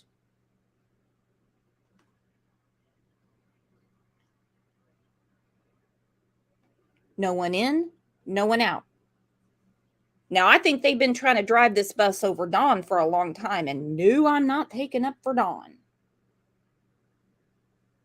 But Dawn needs to start putting more together. But we weren't paying that much attention. Tells me a lot. What do you think, Trev? Yeah. He said, I mean, you have to listen. When people tell us things, you have to listen. He said it himself. And it's one thing for people to say that he was at home or that he came home sometime during the day, but if he says we, better listen. We. Oh, they come in the basement and grabbed her, or if she stepped outside the basement and was walking to her swing or something. You can see the Wells house up through the trees on the hill. Okay, Candace says she had to have been grabbed from the basement, but we grabbed her outside, could have grabbed her from the swing. So again, we're having a problem with the script. We're not remembering our lies. Let's go back to what Candace said. But I'm letting you know how I feel about the whole script. Right. I'm letting you know how I feel about the whole script. The script is she was taken out of the basement while Candace was fixing a knee brace and prettying up the yard. Also, just real quick, that he's commenting on how you can see the house, and that's in the middle of fall. You could see when he took that. It's even harder to see in the summer. Just to make that reference, because of course, in June there's a lot more leaf cover. I have heard that, which makes sense, total sense, because I mean all the leaves are out, the foliage is out. Tree trimmers were there because the trees were so thick. You know. In that one shot, how many trees there are? I see like 4, 5, 6 at least. And if just imagine, all of them being full with leaves. So that's what it looks like in summertime, which is what's pertinent here, since that scene went missing in June. Well, because I saw a video just a couple of days ago, and they were driving down Ben Hill Road, and this was in, I think maybe early July. I don't know. Don't quote me. You wouldn't even know there's a house there. You would have no idea. The driveway, I mean, unless there's some kind of marker, it just looks like some country road or something. You don't even realize it's a driveway that's going to lead up to a house. Yeah, the road looks like, Ben Hill Road looks like it's just like a, like for people that have ever been out into the country area, there's certain roads that offshoot off roads that aren't public. They belong to someone and you just don't go up there unless you own that property. It kind of looks like one of those roads. It's not a road that looks like it's, a paved street that you're going to turn on. Like if they didn't have a bunch of police out there and have, the news out there showing the road, it wouldn't even look like it was a street, in my opinion. That's what I've seen. And I haven't been out there. But just from the videos I've seen. Hill right here. Summer was home with her mom, Candace. Her younger brothers and her grandmother was also on the property. And what the family thinks happened is that someone took Summer, brought her down this steep embankment to possibly a car that was waiting in the roadway. And I said, boys, where's your sister at? Well, she just went downstairs, mom, to play. So I went over here like this. Summer's. And this. Okay, 2 minutes. Remember, 2 minutes. The 911 call said 10 minutes, but I don't know if they got that from Dawn or Candace. I've only heard the dispatch side of it. She goes in this mess. Look at this. Look at this hoarder's picnic. Look at it. Look at this crap stacked all over the place. Freaking hanging wires. Must have hit a toilet paper sale. I don't know. She comes in. Boys, where's Summer? Now, she didn't check on her boys all day that day while they were supposedly home alone. But in 2 minutes, helicopter mom says, where's Summer? Who would even ask that? Even the best parent in the world would never walk into their own home and ask where their child is. Well, what would you need them for? She's never said that she was going in there to ask her Is she feeling better? If she wasn't feeling, just whatever. If she'll come help with something else, if she wants to do this. There was no prompt. So why are you even getting her attention? Are you just going to say hey to her? Yeah.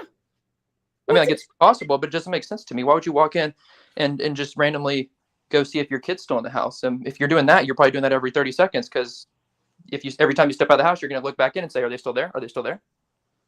Stupid. And why are you helicopter mom on Summer? On June 15th only, she's wandered off before. She's gotten away from you at carnivals and everything like that. She's all over the place at church, according to them. According to Robin, Robin said it was always easier just to hold her so she wouldn't run off. So 2 minutes makes her concerned where Summer is, but her boy being home for 8 hours, however long, didn't concern her. Exactly. 2 minutes concerned her. Like I said, even the best parent in the world, whatever that means, would never walk into their own home after 2 minutes, and if they don't have sight of that one child, say, where are they? They'd be in their room playing.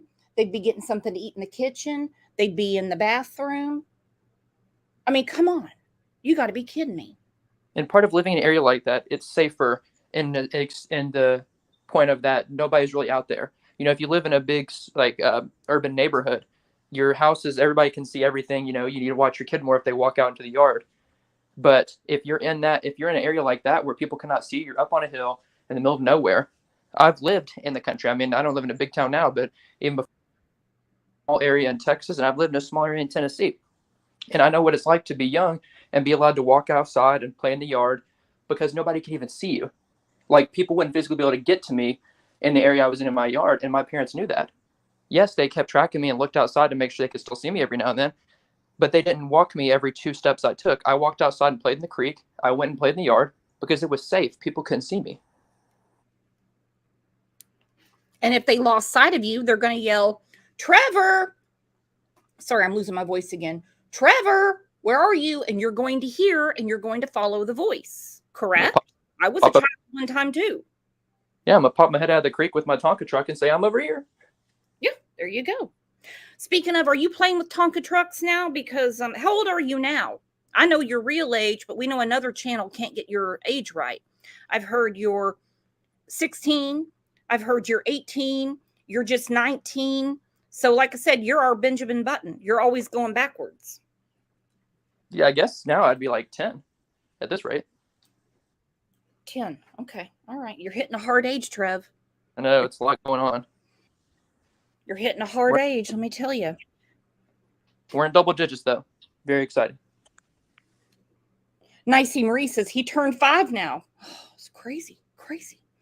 Corey Edwards said Summer's youngest brother was lost in the woods on the mountain and they found him. Yep. They did not call 911. Summer has wandered off before. They did not call 911. So 2 minutes on June 15th, they called 911. Okay. Okay. And here we go. Bombshell statement.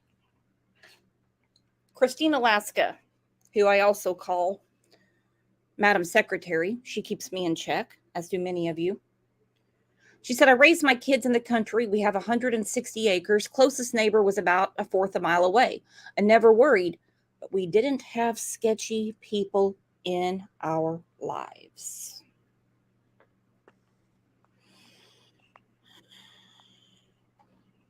There you go.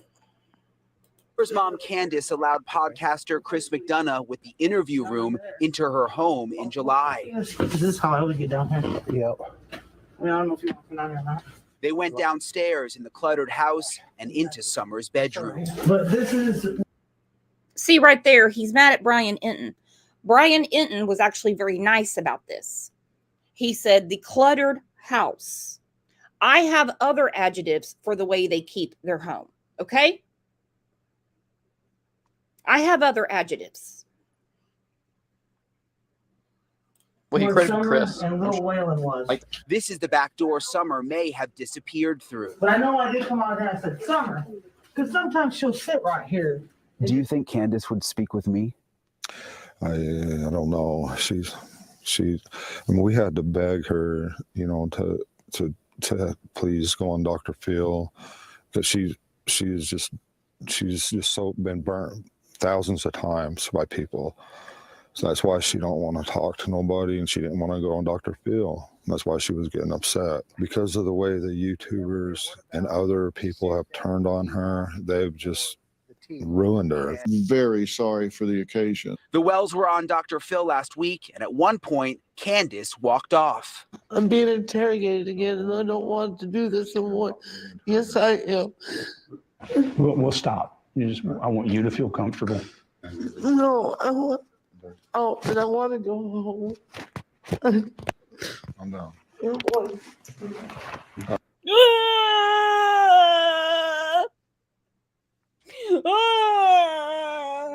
I'm being interrogated again, and I want to go home. Then the next day, she's drunk, taking pictures of Spider-Man. All she got was crack and free teeth when she was there, and pictures of Spider-Man. When she had one of the biggest stages in the world to advocate for her daughter. Dawn's words, not mine. They had to beg her to go on. Now I'm gonna ask you this, because you've worked, you cover a lot of cases that are cold or that are not very known by people, and you talk to their families and such. How many of them would pass up an opportunity to go on a national platform like Dr. Phil and get the word out about their missing family member? None of them I know, because let me tell you what, if the family of Alana Raffield were told right now, Dr. Phil wants you on the show, they'd be there with bells on. If the family of Michaela Jones were offered to go on Dr. Phil, they wouldn't be able to pack their bags fast enough. If the family of Michael Vaughn was invited on Dr. Phil, they'd be there right away. And they also wouldn't clean out the damn mini bar in the hotel room for Dr. Phil to restock. Exactly. So if that little 5-year-old girl, if her face can't be enough motivation for Candace to speak for her, nothing ever will be. She should not have to be begged to talk about her. Because she's been burnt so many times. Who freaking cares? Why does that matter? Why to them? I'm like asking them, why has it mattered so much what random people on the internet across the country, heck, across the world, think about them? Why does some random person on their computer in Kansas think their opinion, why does that matter more than your missing child? Why does somebody who's in Tennessee, some 21-year-old kid who talks on YouTube, why does his opinion matter to you more than your missing child? Why does a former law enforcement officer who runs a show now on YouTube, why does his opinion matter more than your missing child? That's what I want to know. Candace's words exactly. In a nutshell. It's not helping me. That's it. It's not helping me. Those that help her and put some cash in her coin pusher pocket, she's all about it. Right there. Cha-ching. Cha-ching. Cha-ching. Sure, a $2 start. Hold that skill stop button. We're gonna do $1 on this side and $1 on this side. Let's see if we make back more than $2. Oh, come on, good push. That was, wait, second wave. All right, let's see what we got back. $1.25. Okay. If it's not helping Candace, forget it. No Cash App, no Summer. That's it. She got a vacation out of it, though, didn't she? She got teeth. Insanity. Questions have come up about what Candace might know. Could she have gotten herself into a situation where it wasn't her fault, but no. You know what I mean? No. She's a good mother. She loves her children. She's not going to allow any situation like that. The biggest mistake she might have made is maybe choosing some wrong friends, which is, it happens. Maybe the biggest mistake she made was choosing the wrong friends. See, he stepped in it big time, and he's blaming Brian Enton on Cher's channel, saying, I'll never do that again. You guys be the judge. You're the judge and jury here in YouTube land on this channel.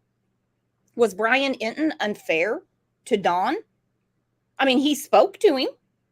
He answered his questions. He could have said, I'm not going to answer that.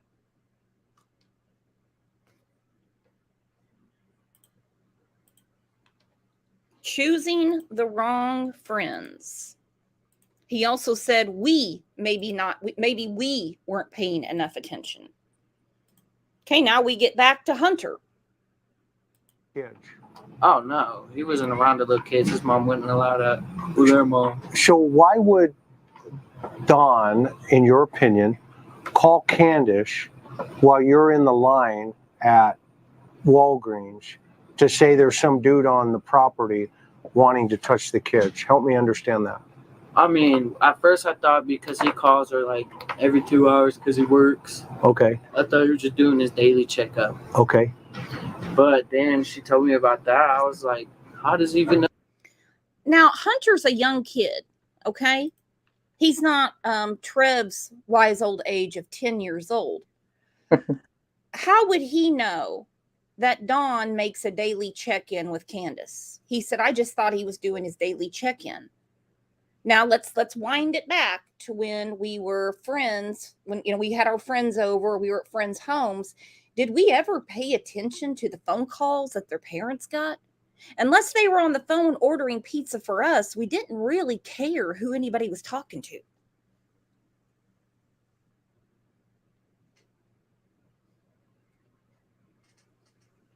And no, I'm not throwing any shade at Hunter at all. I just think it's a very odd statement to make. He volunteered this statement. Excuse me, I'm losing my voice again. McDonough did not ask, do you know how often Dawn calls? No, he said it. Know that if he's supposedly working. And what did she say? I didn't say that. I was just saying in my mind. And in your mind, what did you come to? What did you deduct? Deduct? I thought that was just suspicious. Really? Yeah, and then later, when she called me and told me that happened, I was with my girl at the time, just hanging over in Bristol at a park. Okay. She calls me while we pull up to that park. This is that Summer's missing. So who were you kicking it with at the park? Oh, just my girl. Okay, just and her you guys. mom and her brothers and her sister. Okay, straight up. That was just it with our entire family. Because weren't you at the ball field? Yep, she was at the ball field. Okay, so before we get there, let's go back to the drive-through at Walgreens. Then what happened? Then we went, well, she had to go get cigarettes because her mom complains of cigarettes all the time. Where'd she get the cigarettes? All right, so you know that Walgreens, right? Okay, she had just gotten a vape. But then she has to go get cigarettes. She tells Chris McDonough at the pond, she says that she got a Skittles vape because that's the only one she likes. So she has a vape. Why did she get cigarettes? Because the vape was for Hunter. She said that vape was for me. No, it was not. It was for Hunter. So she had to go get cigarettes. Yeah. So there's this like daycare around there somewhere. It's called like Kitty College. Yeah, I saw that on the side, on the right. Yeah, so there's a discount tobacco store. Got it. By is that place? I think it's by that McDonald's maybe. Okay. And KFC. No, it's up by Long John Silver's. Okay. It's like right across from it. And where's Grandma sitting in the car? No, she's sitting on the passenger side where she was sitting. Okay. And where are you and where is Summer? Summer was sitting on the, like, okay, so you know how there's like 3 seats in the back? Behind Grandma or behind Candace? Oh, she's sitting in the middle of it all. And why is she sitting in the middle at this point? Because I asked to sit on the side because her grandma just got out of the hospital and she was like, let me sit in the passenger seat. I said, okay. So I sat behind her mom. Okay, got it. So then what happened? She goes and buys cigarettes? And who gets out of the car? Just Candace. Just Candy? Do you call her Candy? No, I call her Candace. Candace? Yeah. Okay. Is her nickname Candy though? No, that's her mother's nickname. Got it. Okay. Yeah. So Candace gets out. Gets out. She goes grabs cigarettes. She buys a puff bar. She buys A what? a puff bar. It's a little nicotine vape. Got it. I don't know if everybody else knows that, but it's a nicotine vape. Got it. What color was it? It was black and purple. Okay. Was there a blue one? Blue one? Yeah, that one was hers. That's hers. Yeah, because she got a blue Skittles one. Okay. Then what happened? And then she bought the Twisted Tea. Twisted Tea. How many? Just one. Just one. And a bottle or can? I think like it's a can. If I could get a picture real quick, I'll show you what it looks like. All right, go ahead. It's a whole can, if I'm correct. I just know that they have to have done something because she did not walk off of that property. That's all I know. That's what it looks like. Oh, okay. So let me show this right there. Twisted Tea in a yellow container. Okay. Okay, cool. You get the twist. She buys just one. One. I don't want to mess up your phone, bro. Okay, so then what happens? Then after that, we go to the horse stable part. So you drive to the horse stable? Straight to the horse stable. Right from there, you go right to the horse. Where's Grandma at this point? Grandma, she just in the car on the phone. You got the discount store, and you head right to the water park. Okay, walk me through what Summer's doing at that moment. Well, at that moment. Okay, so Grandis is still in the truck. Grandis acts like she was never at the horse pond. She says, I believe they went swimming. It actually makes sense to me that Grandis wouldn't be there because it takes a long time to be seen at the ER, especially if you're getting a shot in your knee. By the time you go through triage, go sit back in the waiting room because, you're not having a heart attack or having a baby. You get into a room, you see a nurse, eventually you see a doctor, they make the order, they come back in, then you wait to leave. It's not in and out. It's not a microwave pizza. No, and if she had that bad of a knee problem that she had to go to the hospital, why would she go and walk around at the swimming hole? I mean, for those that haven't been there, if you've seen it on video, and Chris even showed it, it's not just like a super flat thing. To get down to the water, you have to go down that hill, and it's not like you're going to the swimming pool where it's flat everywhere. You're going out into nature. There's going to be rocks. There's stumps. I mean, it's not somewhere you would take your mother if she just got out of the hospital for her knee, I wouldn't think. Yep. My phone off till she was done to see if I could listen in on anything suspicious or anything. And then after she got off, I go, what do you call about? She goes, there's been this dude. I know it starts with a for sure. I just can't figure out the rest of it. Okay, so you're at, now Summer you're watching TikTok videos. She's acting normal. Is she in her bathing suit at this point? Because she'd been changed at the house? Yeah, she is. If you remember? Yeah. Okay, I don't want to put words in your mouth. Because she'd been changed at the house. Now, was Allie asleep? Or was Allie in the bathroom? Not trying to put any images in anyone's head. So she changed into the bathing suit at the house. If they're going fishing, she doesn't need a bathing suit on. She can just wear her clothes. Candace said because Summer gets hot so much, when they left their house on Ben Hill, Summer had the bathing suit on. Do I have that all screwy? No.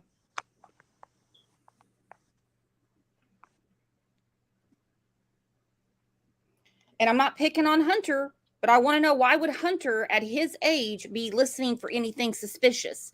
Is it because Hunter at this point had been following social media and he knew something bad was going on? No, you're not. It's okay. chill. Then what happens? From there, you guys go where? From the drugstore? Yeah. We got to that place by the stables. Okay. And you say that place, there's that. Okay, so Sorry, this is what I was looking for. It can tire you out easily. True. So I don't know if she could have been sleeping when they dropped me off because I thought she was awake. Okay.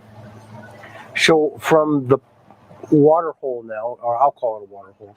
From the water hole, Where do you go? we go to this thing called a hippie house. Hippie house?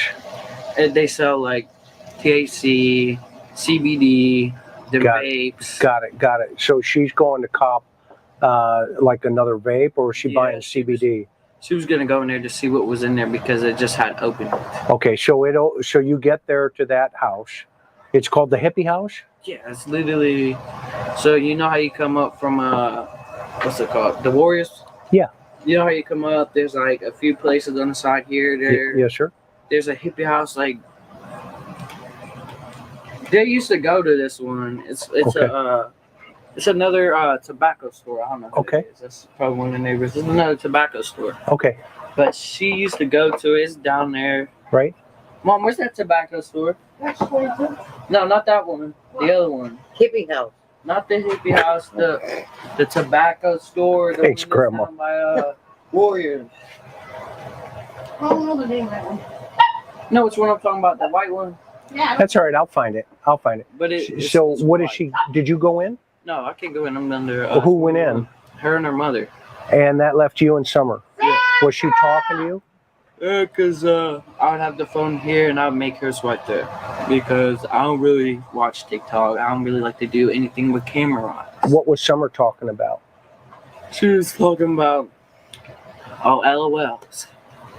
Because she likes a new thing. Her mom was talking about she done grew out of froze and now she wants all these LOLs. What's LOL? Laugh out loud? Yeah, No, they're like it's little some kind of surprise dolls. dolls. Little dolls. Okay. Which ones was she watching? She was just watching. If I can remember it. Damn it, Sandra! Nothing more important going on the porch. You're talking about a missing little girl who you considered a daughter and used to take groceries to all the time. Sandra! I'll never get over it. She had to show Sandra she's famous. Sandra, don't you see all these cameras and everything up here? I told you we're hot shit. And I still think that red car that drove by during this interview was Candace wanting to know what was going on. No, she wasn't doing that. I was just saying she was talking about that. Got it. But she was mainly watching Poppets. Okay. I'll show you what that is, because we got one. Oh, Poppets. You see why somebody would be involved in this thing. Yeah, I right just here. mess with them because I have impulsive ADHD. Okay, so she likes these. Mm-hmm. This is one of her favorite toys? No, it's something that she just got into. Got it. Because she was scrolling through that. I told you Miss Johnny May was fixing to leave. All right, now. Miss Johnny May's over there. Let us call. So she likes these. Yeah. Okay, and they're in the CBD store. How long were they in there? Like 5 minutes tops. Okay. And then what happened? And then she came out with 2 vapes. She came out with hers and then another one she gave me. She gave you one. Mm-hmm. Another one. Yeah. Okay. And then what took place then? And then we went to grab that prescription. That's when you went to the prescription? Yes. At Walgreens? Mm-hmm. Because it was ready? Yeah. Okay. How long do you think it took for that prescription to get ready? They said 35 minutes. Okay. So we could have that could have all took 35 minutes or more. Okay. And then what happened when did somebody go into the store or did you go through drive-through again? Drive-through again. And where are you sitting at this point? The same. Well, I was sitting in the middle because she was the person that was wet, and so she had a pillow under her. Got it. So she's sitting on a pillow. Mm-hmm. The baby is. Yeah. Summer. Okay. Where? Okay, so if she's sitting on a pillow because she was wet and Grandis doesn't want to mess up her pristine truck, again, where's the pillow? Why wasn't she in the tracksuit? Obviously, she was in a wet bathing suit. Where's that pillow now? Do you know? The pillow now? Yeah, the pillow. I don't even know. I haven't been up to their house in like over a year. To be honest with you. No, that's cool. So from there, where do you guys go? From there, we go to Sonic. Where? Sonic. Sonic? And what did you get at Sonic?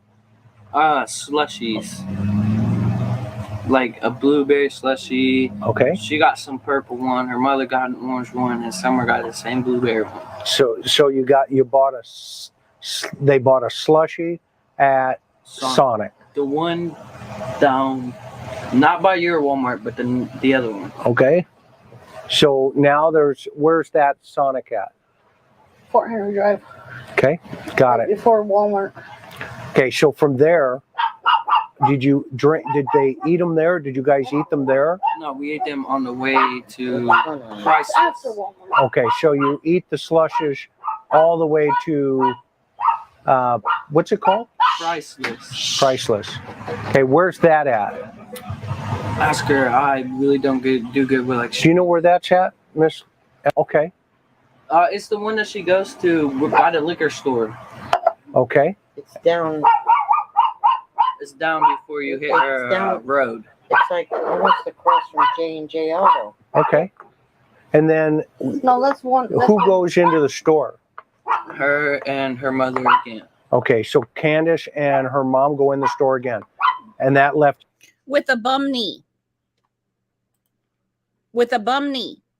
She could have sat out there with Hunter and Summer while Candace ran in to get the stuff. Yeah, Nothing why makes is sense. she doing her Fitbit walking challenge after she gets out of the hospital for her knee? Yeah. Oh, Grandis did a lot of walking for somebody with a knee that was causing such excruciating pain that she had to be seen at the ER that morning.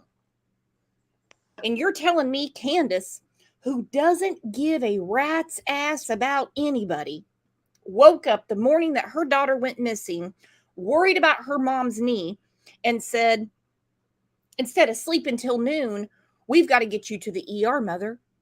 Mother, I'm so worried about your knee. Mother, please, we must attend to your knee. You have such an important knee. What was going on for real? you and Summer in the car. Yeah. And what are you guys doing? Just still watching TikToks, listening to music. I mean, just sitting there watching TikToks mainly. Is she lethargic? Is she, do you notice anything unusual about her? I didn't know. I just seen that her hair was cut. That was it. Yeah, but when did you notice that, right? That was like when we first saw her. Right, when you first, right. I mean, but at that moment, are you noticing anything unusual going down? Not really. Okay, when you say not really, what does that mean? Like, not in general, no. And then what happens from there? From there, I think they was in the store for an hour, maybe. Okay, they were in the store for a long time? Yeah, a little bit long. So they were in the store for an hour. Candace says 5 minutes. I wonder what Sandra would say. What do you think, Trev? 5 minutes is, I don't know. I can't spend 5 minutes is, you have to be moving. Mm-hmm. To get all the groceries that they got and to be that quick. 5 minutes. Come on. 2 minutes didn't make sense. 5 minutes didn't make sense. It takes me 5 minutes to park the car, go in the store, get a cart. Even if I'm just grabbing one thing, get checked out. Come on, even if I just go to Quick Trip, I'm going to be there longer than 5 minutes. Candace tries to always limit everything to the shortest amount of time. That is one of the biggest problems with her timeline. Everything is, just 5 minutes. I flew down there faster than you could even see. 10 minutes, 2 minutes. She tries to keep everything as small as possible, as opposed to, I was in the grocery store for an hour. Yeah, and I think, and it's just my opinion, that she does that, at least in some of these circumstances, to eliminate culpability. You know, out of 2 minutes, there's way less likely of a chance that you did something wrong than in an hour. Mm-hmm. If you waited all that time, then now it looks a lot worse than if you say it was just 2 minutes. You can't blame me. I only had, she was 2 minutes and she was gone. Jody's in here. Jody said, yeah, for any injuries or sickness for snakes/animal strangers, but didn't call me to even ask if I had seen Summer. Didn't call about anything on June 15th. That tells me a lot. Who didn't go? That is crazy. So if Summer wanders off, no, I mean, Dawn and Candace just say she's abducted. Done, over. Grandis too. So Jody Sue, welcome, Jody. Wouldn't you call your neighbors? She had Jody's number. Why on earth would she not have called the people that she knows trying to find Summer? Did you tell this to the authorities, Jody? If you can't answer, you don't have to. Gets drunk and high at the same time. Yep. She tends to think that she loses the kids, but they're out front in the yard. That's what I was thinking. Got it. So this is something that's happened in the past. No, she hasn't went missing. It's just that she got high and drunk and forgot that Summer was outside. Got it. Straight up. What did she tell you? She was like, Summer's missing. So I was just like, okay, well, why don't you just go look outside? She says, I have been. She ain't there. I said, well, call Allie then, because I don't know if she's still pulling a leg. Because if I tell her to call Allie, she'll call me back. And then I'll call Mom and be like, did she tell you this? Or was she just messing around? Got it. So you call your mom? Yeah, I call her on Facebook after she picks up. And gave her a heads up that Candace was going to call. Candace going to call her and tell her that Summer's missing. Why would you call Allie to tell her Summer's missing? Why would you call Hunter? They're nowhere around. If you're looking for your child, you're going to get a hold of the people that are closest in proximity. Call me crazy, but if I can't find my cat OJ, my children are grown, I'm going to ask my neighbors, have you seen a black cat with a silver bow tie on? I'm not going to call Trevor. Does that make sense? Yeah. I'm going to call someone who possibly saw my cat. Stupid. They make me so damn mad. Nothing makes sense. Now, another professional has weighed in on the Summer Wells case. This was like a year or so ago, and we have never had a chance to go through it. But I want you guys to listen to Dr. Grande, who you know I really like. Listen to his synopsis of Summer Wells, the case that we are talking about. Then we're going to have some positivity. Reminder, I'm not diagnosing anybody in this video, only speculating about what could be happening in a situation like this. If you enjoy this video, please like it, subscribe to my channel, consider supporting me on Patreon, and check out my podcast on YouTube, Bella Grande Media. I will put the relevant links for those items in the description. Yeah, we got that. Her mother, Candace Bly, and her 3 She lived there with her father, Donald Wells, who goes by Don, her mother, Candace Bly, and her 3 older brothers. Apparently, her grandmother lives on the property as well. According to Candace, at about 5:30 p.m., Summer was planting flowers with Candace and her grandmother about 20 feet away from the family home. At this time, Summer entered the home and informed her brothers she wanted to play with toys in the basement of the house. Her mother entered the house just a few minutes later, but could not locate Summer. Candace called Don at work to tell him she could not find Summer. It appears as though both Candace and Don called 911 at about 6:30 p.m. Don told the dispatcher that Candace had been out for a walk, came home, and was unable to find Summer. This is a little different from what Candace said. Later, Okay, but he's smart enough to lay it out. She went for a walk, came back and couldn't find Summer. Then we hear went for a run. Then she says that TBI pinned her down one day and says, we know you left the property 2 more times that day. So what is it? It can't be all of the above. Candace would say that she does not walk around the property due to fear of wildlife like bears. 5.5 hours later, at midnight. He's a little sarcastic. It takes a while to pick up on him. I'm going to go back to what we have said on here several times before. Why did she have an Amazon wish list that her and Kathy put together for their camping trips if she's worried about wildlife? You're not going to go camping in the middle of the Walmart parking lot. Let me rephrase because she's not allowed at Walmart. You're not going to go camping in the middle of the mall parking lot. When you go camping, you're going to be amongst the elements. Trevor, when you go camping, are you around, you're out in the wildlife, correct? I go as far away from civilization as I can. Yeah. So if she's worried about the bears and the snakes around here, then why would she go camping with Kathy? Midnight on June 16, the Tennessee State Bureau of Investigation published an endangered child alert. This was upgraded to an Amber Alert just after 11 a.m. on June 16. The officials believed there was imminent danger. Over the next few days, volunteers and members of law enforcement searched the area. A high level of foliage, mountainous terrain, and poor cell phone service limited the effectiveness of the search. Law enforcement encouraged residents to check any type of surveillance camera footage they may have and inspect any outbuildings like sheds or detached garages. They also said look in crawl spaces and barns. On June 18, Summer's father made his first public statement to the media.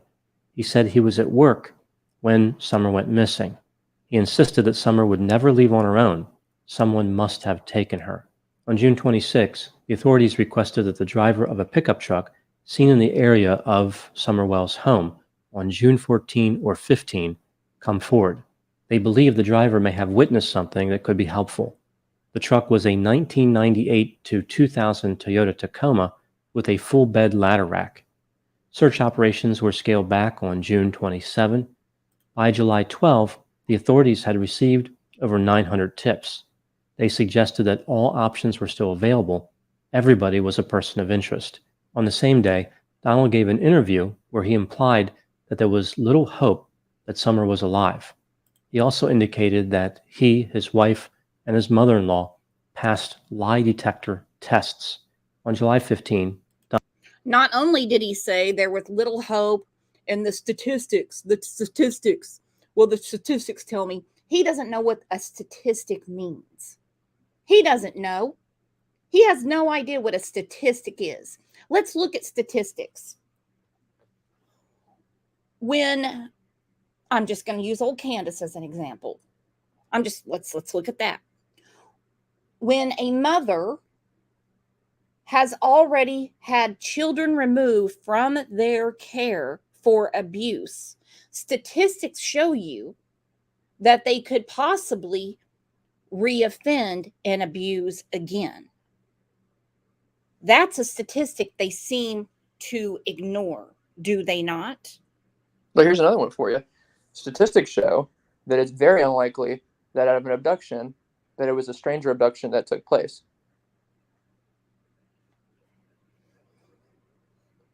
There you go. Jody Sue said at Trev, she said she was going to as she pulled off from me and near the other witness after 6:09. 6:09 is a really interesting time because right before this, she had just posted a picture to Facebook. Now, she took it down. So you can't find Summer, but you're posting to Facebook. How come? She posted a picture of her oldest son, and you could see Summer in the corner.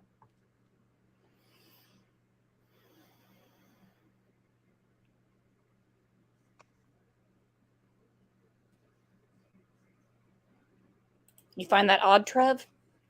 Very. Don said that statistically speaking, there was a good chance that Summer was already dead. He went on to say, quote, "I hate to think that. I love her with all my heart. If nothing else, I'll see her in the resurrection," unquote.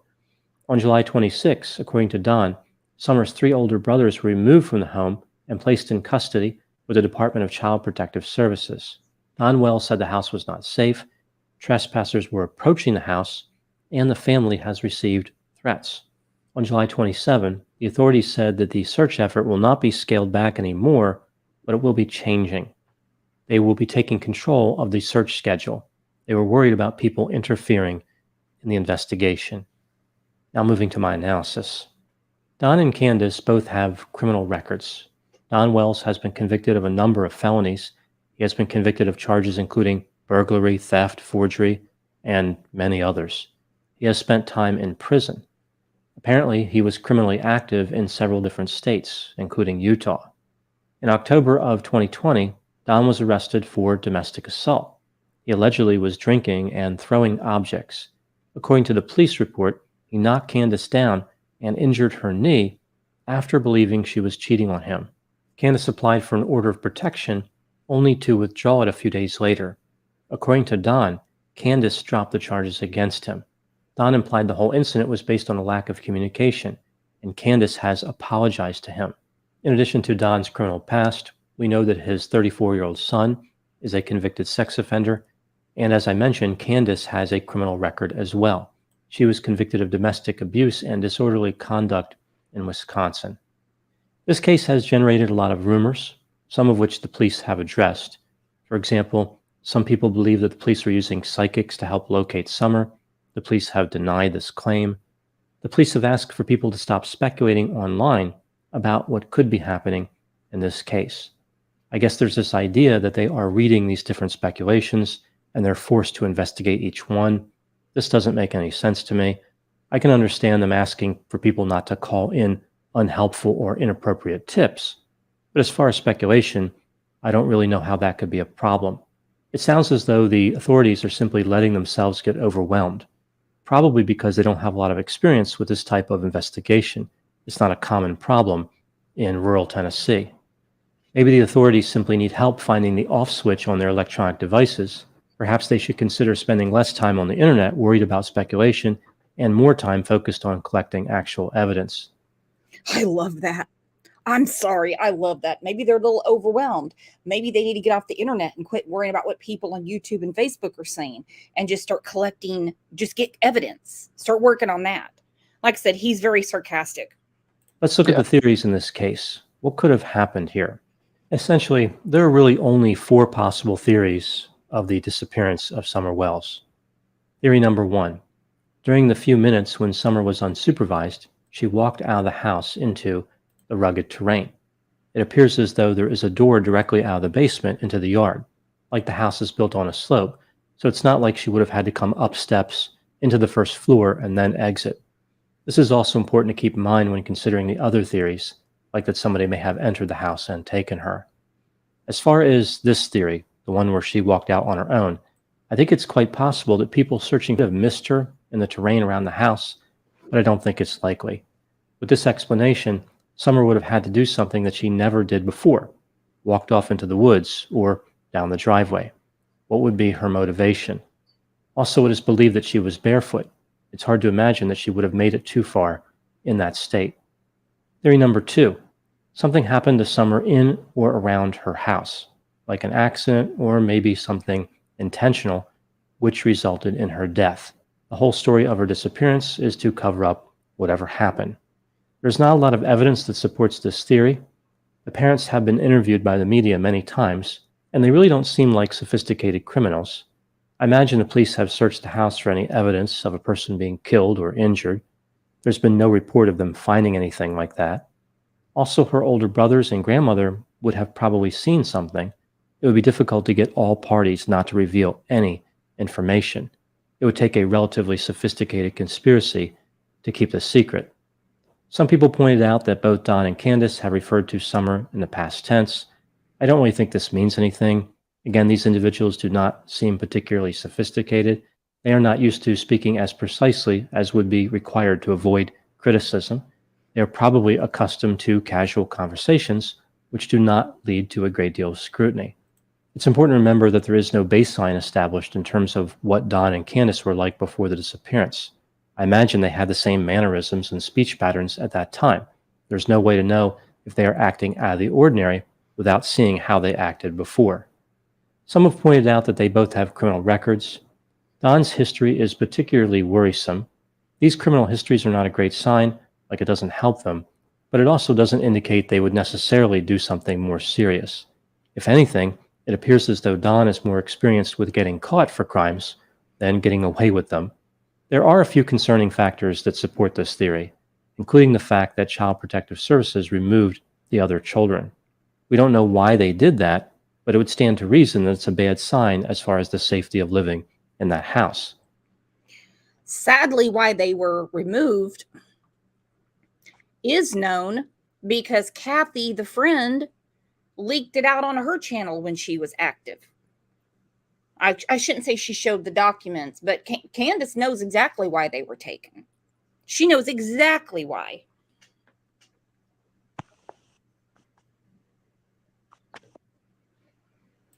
Yes, Wiss, the only video from that day that has been confirmed is the TikTok video from the swim hole.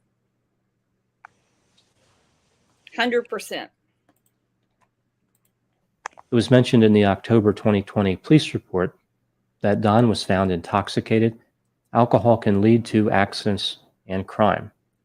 Candace and Don passing polygraphs doesn't really mean anything. It only means the police chose not to accuse them of anything at that time. Polygraphs are nonsense. They are simply part of an interrogation technique. They don't reveal if somebody has lied or not. Thank you, Dr. Grande. And he's an expert witness all the time. He always says polygraphs are nonsense. They're an interrogation tool. They're an intimidation tool. So, not going to worry about that. It's a fantasy that police invest in that is not based on any science. An examinee could be hooked up to a refrigerator or a sewing machine and get the same result as far as knowing something about deception. It appears as though Candace and Summer were swimming earlier on the day that Summer disappeared, presumably in a Tennessee state park called Warriors Path Pool. There was also this mention of two other people who were there, a 15-year-old boy and Candace's mother, who is also named Candace. There was a report which indicated the 15-year-old boy had to rescue Summer after she experienced some difficulty in the water. One possibility would be that Summer was the victim of dry drowning. This type of death has a delayed effect. The individual dies sometime after the incident. I think Hunter got that theory about dry drowning because he was reading things on the internet. I don't think old Hunter was researching this. No. Jody said she wasn't even asking anyone to search like they had before with other lost kids. She was way more worried about running around spreading word in an odd manner and not actually looking for Summer, she said, in her opinion.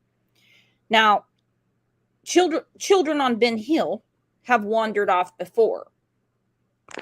Don and Candace's children. Why was June 15th so different? Why with the 2 minutes and the 10 minutes and all these crazy times? Why was June 15th so different?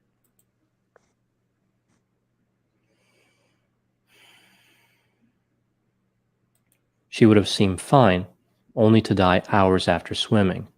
Candace has denied that Summer went under the water while swimming. Moving to theory number 3. A random abduction occurred, so Summer was not targeted, rather a person who just happened to be around decided to kidnap her. Here's the problem with this theory. The location of the family home in this case is such that we would not expect an abduction to occur there. It's in a rural part of Tennessee and off of a road that not many people would drive on. In addition, the house itself is on a hill and about a half-mile away from the road. When people hear that a child was abducted from the house, they may think it's some random act, where an assailant pulls right up in front of the house, grabs the victim quickly, pulls the victim into the car, and takes off. That doesn't seem to be what happened here. Again, this is not some place where people would just happen to drive by. This brings me to theory number 4. Summer was kidnapped by someone who wanted her specifically, like she was targeted by an assailant. It was premeditated. This theory explains how the assailant or assailants knew she was on the property, how somebody could have abducted her from that rural property, and how they could have maneuvered past any potential witnesses, like they had scoped out the situation in advance. They understood where people were and where objects were. This allowed them to manage the logistics of the kidnapping. Don said in one interview that he thought human traffickers probably abducted Summer. this is pretty unlikely. There is a higher probability that the assailant was someone who wanted to directly harm her rather than sell her to someone else. When considering these theories, if I were to rank them from the most probable to the least probable, here's what I would say. I would go with the most probable as theory number 4. Summer was abducted by an assailant who specifically wanted her. Then theory number 2, a cover-up of an accident or homicide. These two theories are really close in my opinion, but based on what's available right now, I would put the assailant theory ahead of the cover-up theory. Next would be number 3, a kidnapping that was random. This is very unlikely. And the last theory is number 1, Summer wandered into the woods on her own. This is an extremely low probability event. It is important to keep in mind that this is only my opinion, and there is probably evidence the police have not released, which could greatly affect the probabilities associated with each explanation. One thing that occurs to me is if the police suspected the parents, they probably would want to keep that a secret. The police would want the parents to keep talking to the media and blocking themselves in as far as their story. My final thoughts in this case. I think what's so scary about this case is that a 5-year-old girl went missing in the early evening from a rural house, and the last time she was seen was in the house. How'd this happen? All possible explanations are terrifying. It's hard to know if there's really any lesson to be learned here. One would think that a child would be quite safe in the basement of a rural house on a hill in the middle of the woods, especially when considering there were several other people in the area. I guess the lesson here could be that one can never be too careful. Those are my thoughts on the case of Summer Wells. Okay, that's just his synopsis, and it's a low probability that she just wandered off and they could not find her between all the agencies and everyone that was looking for her. He said an assailant would be the most probable. Again, it's just his take on it. He doesn't know anything about the case except for basically what we know. Just what's out there. Mm-hmm. And they're not going to speak out too publicly on who they think is a suspect and who is not, except for everyone involved is a person of interest. Well, that hasn't stopped him from talking. So keep talking. Christina has a question for Jody if she's still in here. She said, I saw an interview with Jody who commented that there was a land sale auction in the area the day before. Also, is there any legitimacy to CPS visits scheduled? Do you know, Jody? Because we've heard that CPS was there the day before. We've heard when he was talking to, I can't remember her name now. That CPS was going to be there on Wednesday. No, I don't think she wandered off either. Not with all those agencies looking for her. No, they had an incredible amount of people, technology, equipment, resources. I mean, you name it, put towards finding her. I mean, I've never seen anything like it. And we go to what Leslie with TBI said. She was replying to Court K about a criminal investigation. She said, absolutely, this is a criminal investigation. Foul play has not been ruled out. Whew. We had a lot of unpacking to do today, didn't we? Oh, yeah. Jody said CPS was there for weeks, many visits in between. Of course, it's just an internet rumor. Just an internet rumor. This has not been confirmed by anybody, that Candace had said to someone who I don't know that they wanted to body map Summer. Now, when they ask for that, well, they're looking for something on a child's body. Mm-hmm. I agree with Liplock. She said a task force with all new eyes is needed, in my opinion. Oh, me too. Me too. And I would love to know what's going on behind the scenes. I would love to know. I think there's a lot going on because, I mean, TBI said themselves they had over 100 members of their team between agents, analysts, things like that on it. So it's not one of those things where you've got like a small group of 5 who's just not getting anywhere or is not looking for any other opinions or investigators. I mean, they've put, it seems like, everybody that they've had into this, and I'm sure they still do, and the FBI would do that as well. And I mean, when you bring people like that in, you're gonna find something, whether they have already or not. You know, eventually somebody's got to be right. You know, 1,000 people could be wrong, but you're gonna end up having someone there that's right. 100%, my friend. 100%. Do you have time for a little positivity clip? It actually kind of goes along with this.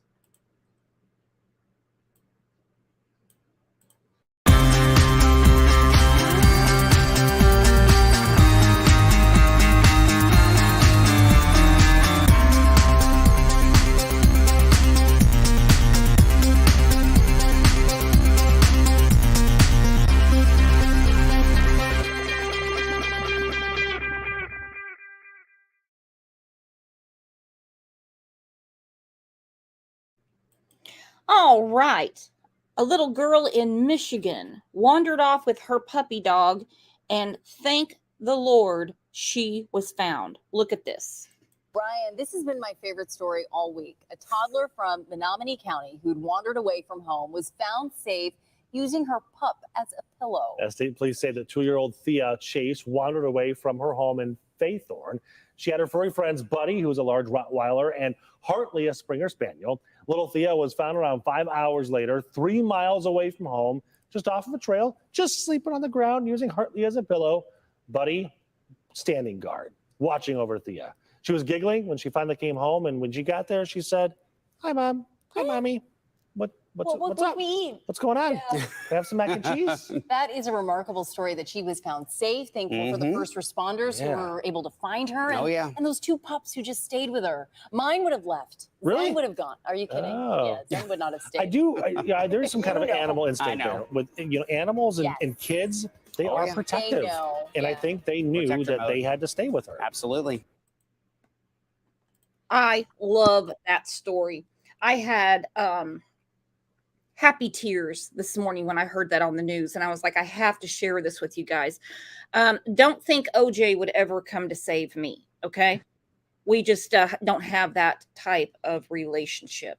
It reminds me a little Vady in Alabama that wandered off, and it took a couple days to find her, and she was with her puppy dog. And I brought that up on this case several times because, you know, it's always going to be a theory that Summer just wandered off, and just with all the investigators and agents out there, nobody could find her. Definitely possible. I just found it hard to believe. Nope. Well, I don't think there would be an ongoing criminal investigation. I don't think the TBI would say they haven't ruled out foul play if she just wandered off. Now, they're going to keep saying to everyone, hey, there's a possibility she could have just wandered off. The question to the taxpayers of Tennessee is, well, then how come you didn't find her? If she's wandering around, how could you not find her? Yeah. And on top of that, taxpayers about 5, 6, 7 states around us. I mean, they brought in people from everywhere. It was Tennessee, but they were bringing in searchers from all over the place. I mean, they had that place stacked with people, shoulder to shoulder grid searches. You had military equipment, military level equipment out in the air. You had, anything. You had the FBI there, anything you could think of. Well, and they didn't find her. And FBI card team said no abduction. So don't forget Summer Wells. Let's keep sharing her picture, going into chats that are actually talking about the case and keeping her name out there. We know the difference between the circus and the case. All right. I know sometimes the line gets fuzzy. But I want to thank Trev very much for coming on panel today and talking with us and all the remarkable work he has done in the case of Summer Wells. Let's have another round of applause for our friend Trevor.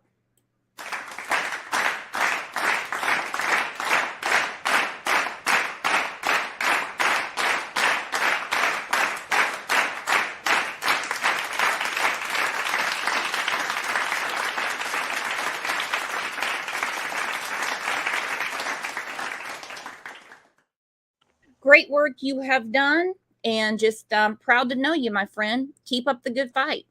Thank you, and likewise, thank you for all you do and for covering Summer and for all the victims that you bring attention to. You do what's right. You go for the victims, and even if it's a case that's not going to get a lot of attention, you bring it up because that's what you care about. So keep up the great work. I'm proud to know you as well. All right. Thank you, Trevor. I'm proud to know all of you. Thank you so much for gifting memberships today, the donations to the channel, just the love you guys show every day at 9 a.m. Central Time when we come in and we talk about true crime and not true grime. You guys are the best. Hats off to our moderators as well, the Mod Squad, because I know some days it cannot be easy. Love you all. If I don't see you in Discord or on the Facebook groups, I'll see you back here 9 a.m. tomorrow morning. We have 2 shows tomorrow, and one I'm going to need your help with, because I don't know what the hell this Lauren Cook is doing. I can't figure it out. There is something very strange with it. So come in, join me, and let's hash it out. You guys are the best.